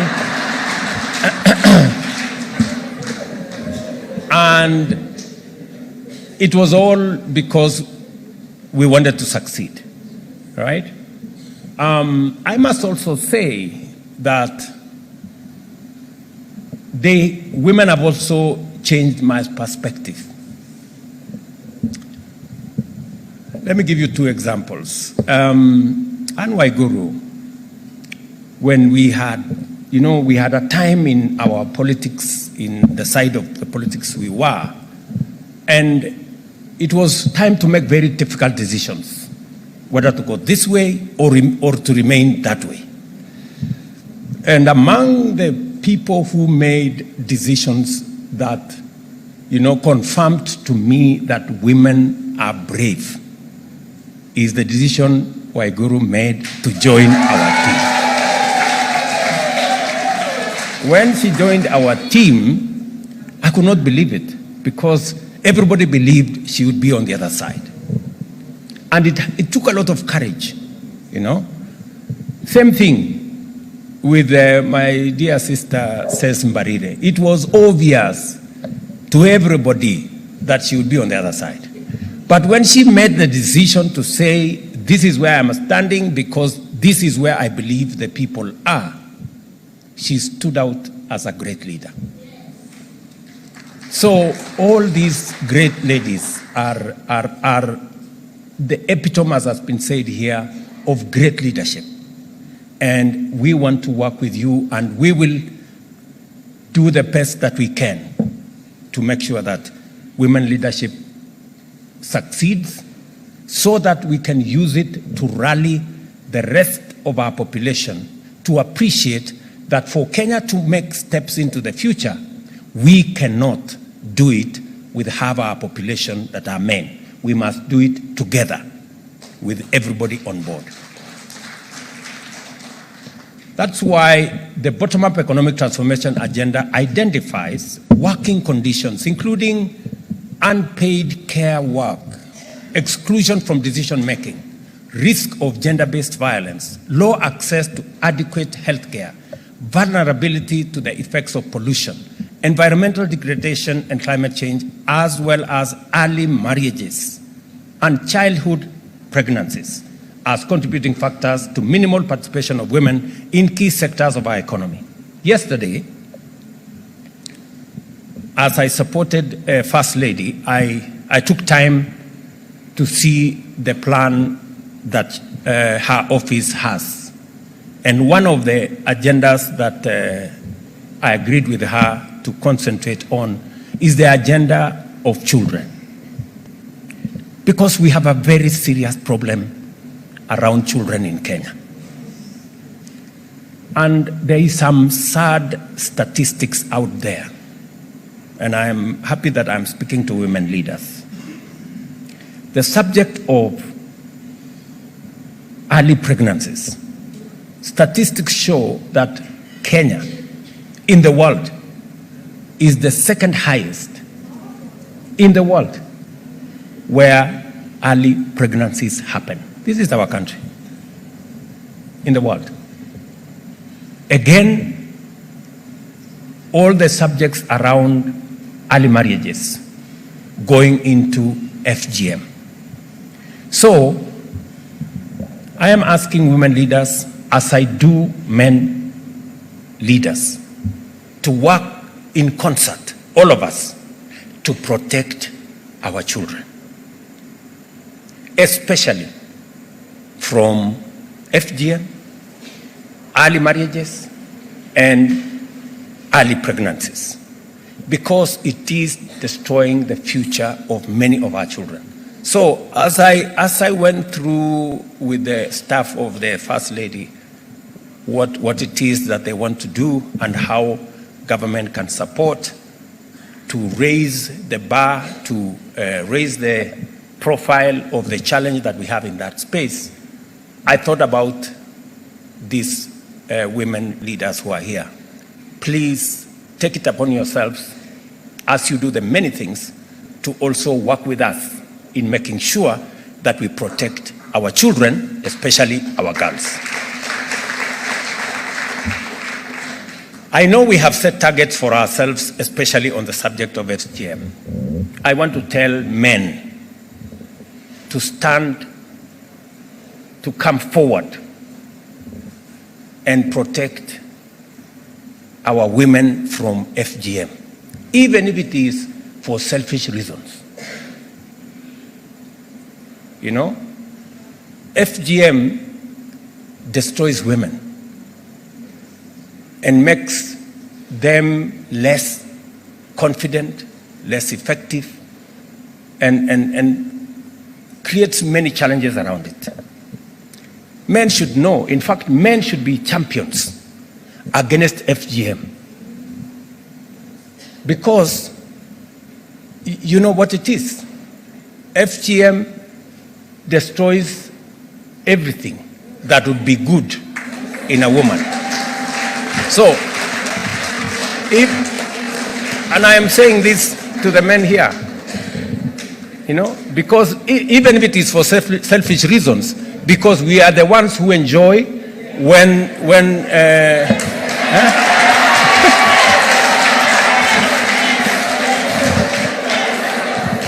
I mean, so, and especially the women who come from the counties that have prevalence of this challenge, please, let's go out of our way. And therefore, we made a commitment to the people of Kenya to accelerate interventions to actualize the constitutional gender inclusion threshold and pursue radical imaginative strategies towards this end, and to significantly enhance financial inclusion of women, among other efforts. And let me say this. When I did a memorandum to Parliament, I did not do it for political correctness. It is because I had made a commitment to the women in Kenya Kwanza that we would finally do something about this 2/3 gender rule. And it has been a back and forth for now over 10 years. I want to commit to the women of Kenya that this time round, we will make sure that the 2/3 gender rule is a thing.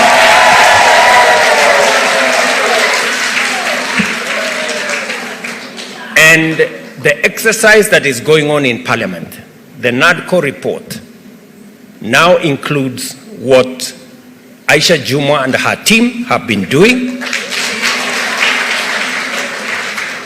And the commitment I made is that for the 290 seats, at the very minimum, we must have at least 1/3 being women. Now, I know there is a lot of calculus and mathematics and interpretations and what, but in the bill that is going to go to Parliament, we will make sure that at least more women, and hopefully we can do this by next year, more women get to leadership in Parliament. And my instructions are very clear to Kimani Ichung'wah, who is the leader of majority in the National Assembly, and the PG of our Kenya Kwanza team, that will be the official position of the party. And we have talked to many leaders, especially men, And I can tell you, ladies, for the first time, I see that men are committed to making sure that this time round, we succeed in actualizing the 2/3 gender rule in the frame that we have set. And I want to ask women leaders, I know you may want higher numbers, but we can do it, you know, we can do it progressively.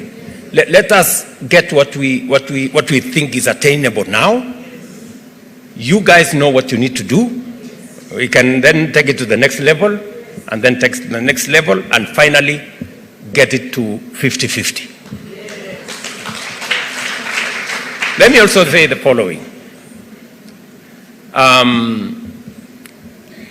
Cecily Mbarire is the chair of UDA, not by default. It is deliberate and it is intentional. And one of the assignments she has is that we must, as a party, lead from the front, and we must make it in the rules, Madam Cecily Mbarire, that when Rigiji and myself tukifika hapo mbele na tumepangana, tumekubaliana vile itaenda, we must also agree that going forward, if a man is a candidate for president in our party, the woman must be the runner.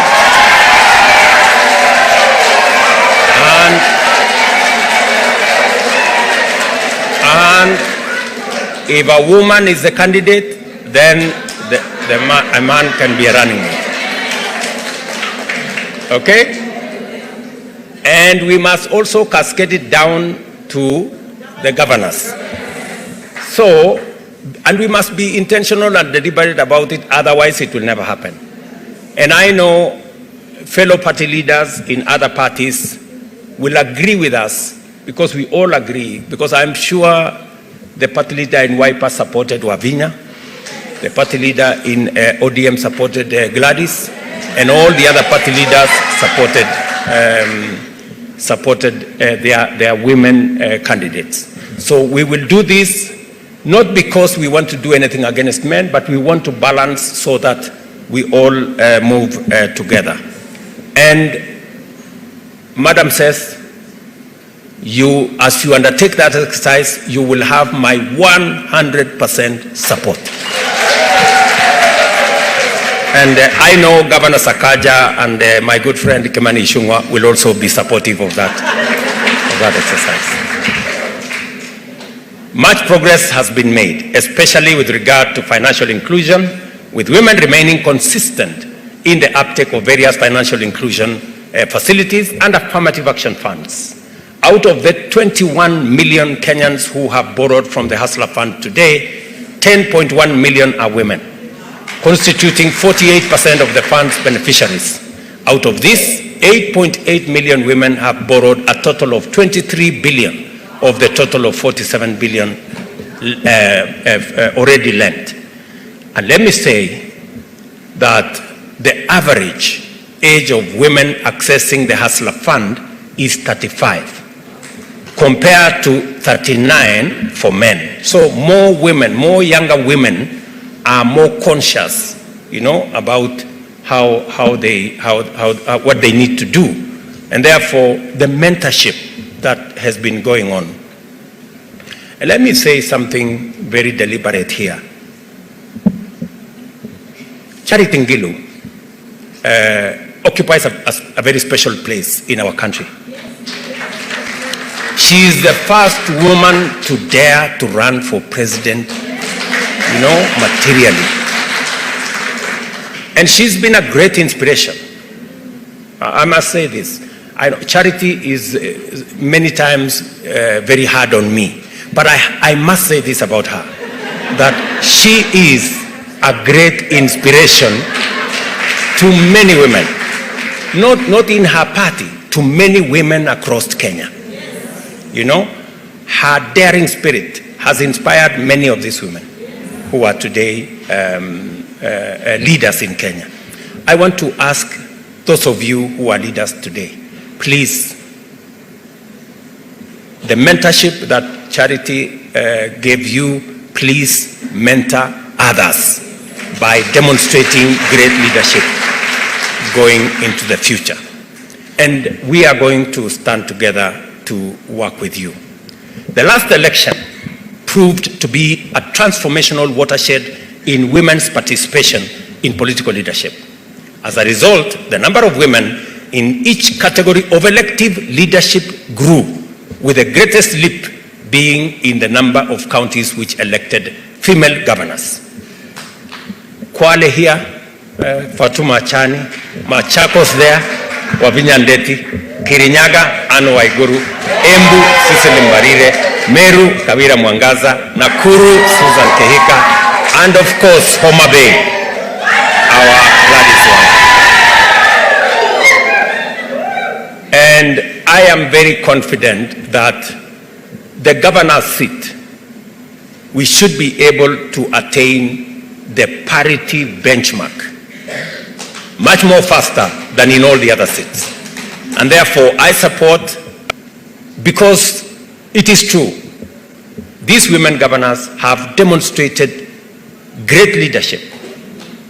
In fact, better than the men. And if there is a place, it is always said, and I'm sorry, Sakaja, it is always said, you're a great leader in Nairobi, I must say that. But let me say this. It is always said, what men can do, women can do better. If there is a demonstration of that belief that what men can do, women can do better, it is in the governor's position occupied by these women. They have demonstrated that certainly women leadership as governors have done much more than what their male counterparts have done. These leaders, they have stepped up as models of transformative leadership, advocates of women inclusion, and champions of leadership of devolution and good governance. I like what Wanga said, that they want to stand on the platform of integrity. They want it to be known that women leaders project, believe in, and are profiled as women who are of good standing, incorruptible,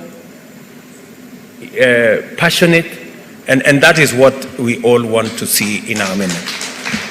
These leaders, they have resolved to leverage their unique and historic position as pioneers to pave the way for even greater numbers of women in key leadership roles by intentionally using their leadership to mobilize positive public attitudes to women leadership.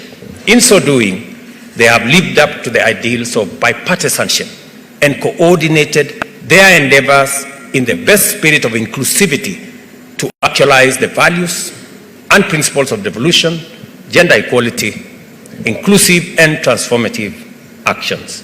It is through such inspired and principled actions that the spirit of our Constitution is brought to life to catalyze national transformation. This is why I'm delighted to join you at the launch of the G7 strategy to expand women leadership in devolved units and amplify the transformative impact of inclusion on socio-economic development, governance, representation, and institutional growth and development. I am persuaded that the G7 represents a superior proposition in promoting the inclusion of women generally and in leadership specifically. It also provides an alternative pathway towards the sustainable realization of the two-thirds gender role inclusion. The leadership of the G7 affirms our faith in the promise of the bottom-up economic transformation for shared prosperity through inclusion and have made an irrefutable and irresistible case for the urgent attainment of the gender parity as an idea whose time has come. I am very proud to associate myself with the G7 strategy for the Women Governors Caucus and pledge the government's full support for it. Let me repeat. I pledge the government's full support. Let us therefore stand shoulder to shoulder in solidarity and equality, face forward with confidence and lead this nation to a prosperous future where no one is left out and no one is left behind. The G7 strategy is a great one, especially coming in the backdrop of what we will be doing tomorrow in Embu. And I will be early, says. I know you are our host. We will be there tomorrow morning to celebrate women in our country and leadership of women in our country. The G7 strategy, therefore, is officially launched. God bless you and God bless Kenya. Asanteni sana na mubarikiwe. Thank you. Thank you. A round of applause for His Excellency. And with your permission, Your Excellency, we have now the official launch that's going to be taking place. Allow me to now invite the G7, the 7 governors, to join His Excellency as we now officially launch the G7 strategy beginning here. So allow me to count you down. Your Excellency will ask you to press the buzzer. I'll count down from 5. The ladies can stand there behind. PS Devolution as well, and CS Aisha Juma. So I'll count down from 5 so that we can press it down. 5, 4, 3, 2, 1.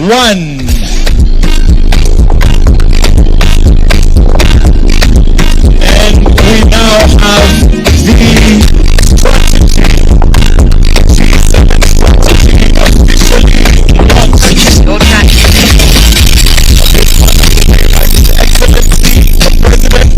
This great nation, Dr. William Samoei Ruto. And as that is going on, Your Excellency, you'll receive the strategy document. All right, we can put up the pyros. Thank you. Your Excellency, with your permission, we'll also, if we can just clear so that we can have a picture taken as the COG chair presents the strategy document. If we can kindly just clear. Kindly, yes, thank you. We'll present to the 7 governors. Then after that, Your Excellency, I'll seek your indulgence for 3 photographs that we shall take on stage. It's yours on the tip.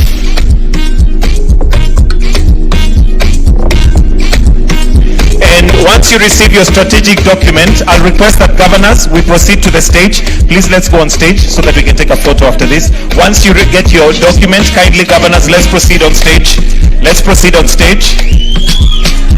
Governors, once you've received your document, thank you. Once you've received your document, we proceed on stage.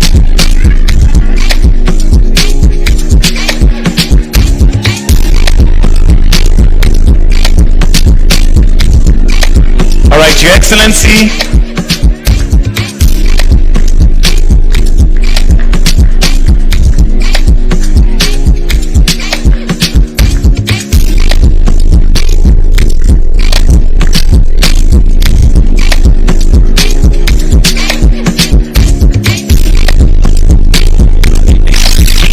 Your Excellency, if we may now proceed on stage.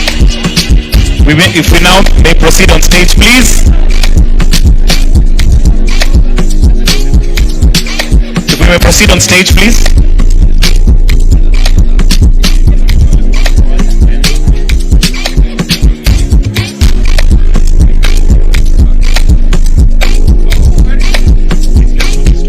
It's yours on the tip. Your Excellency, if we may proceed kindly on stage for the photograph. A photograph with the 7 governors, Your Excellency, kindly. Here. Please, let's take our seats. Kindly, let's take our seats. Let's all take our seats. The first photograph is going to be the G7, the 7 governors. If Madam Charity, we can just 1 second, just stand there so that we have the G7, then you'll join in. Photographers, let me know when you're done. Join in.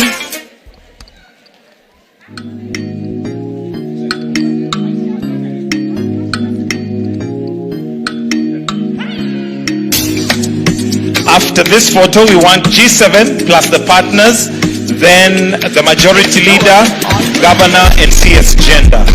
So after these partners, where are you? If you can have the partners who give a speech, kindly if you can proceed to come on stage.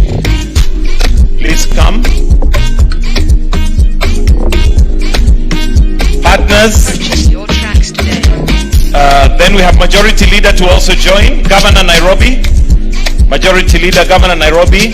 PS devolution, kindly if you can join. PS devolution. PS devolution, Madam Terry Mbaika. It's yours on the After this, if we can have the DG, the women deputy governors with His Excellency. The women deputy governors with His Excellency. Partners to kindly exit. We want the G7, the 7 governors together with the deputy governor, female deputy governors. The 7 governors with the...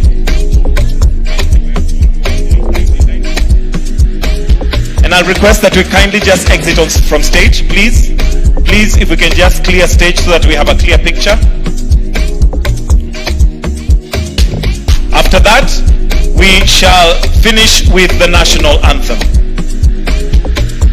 After the gift.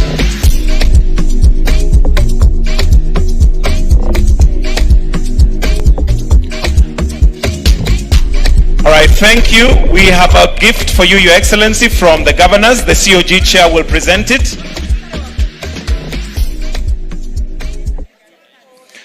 If we can kindly have the gift.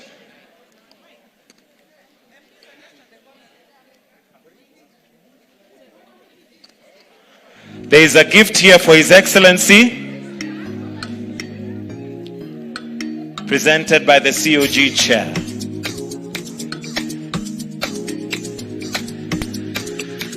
And with that, I'll kindly request that we all exit stage and leave His Excellency on stage.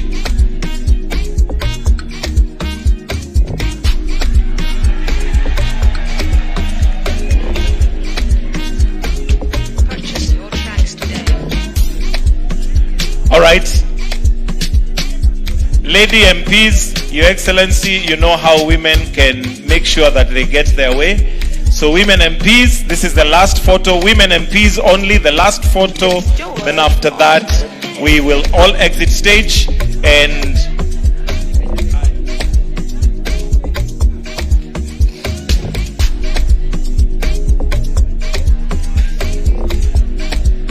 all right, let's move back, please. Those of us, let's move back.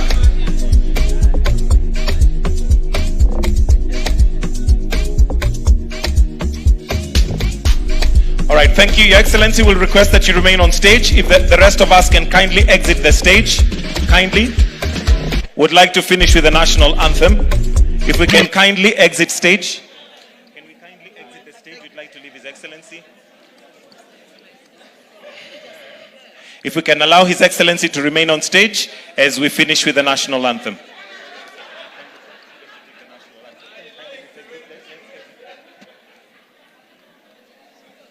Let us all be upstanding. We will now finish with the national anthem. If there's anybody seated and you're able to stand, please, let's all be upstanding for the national anthem.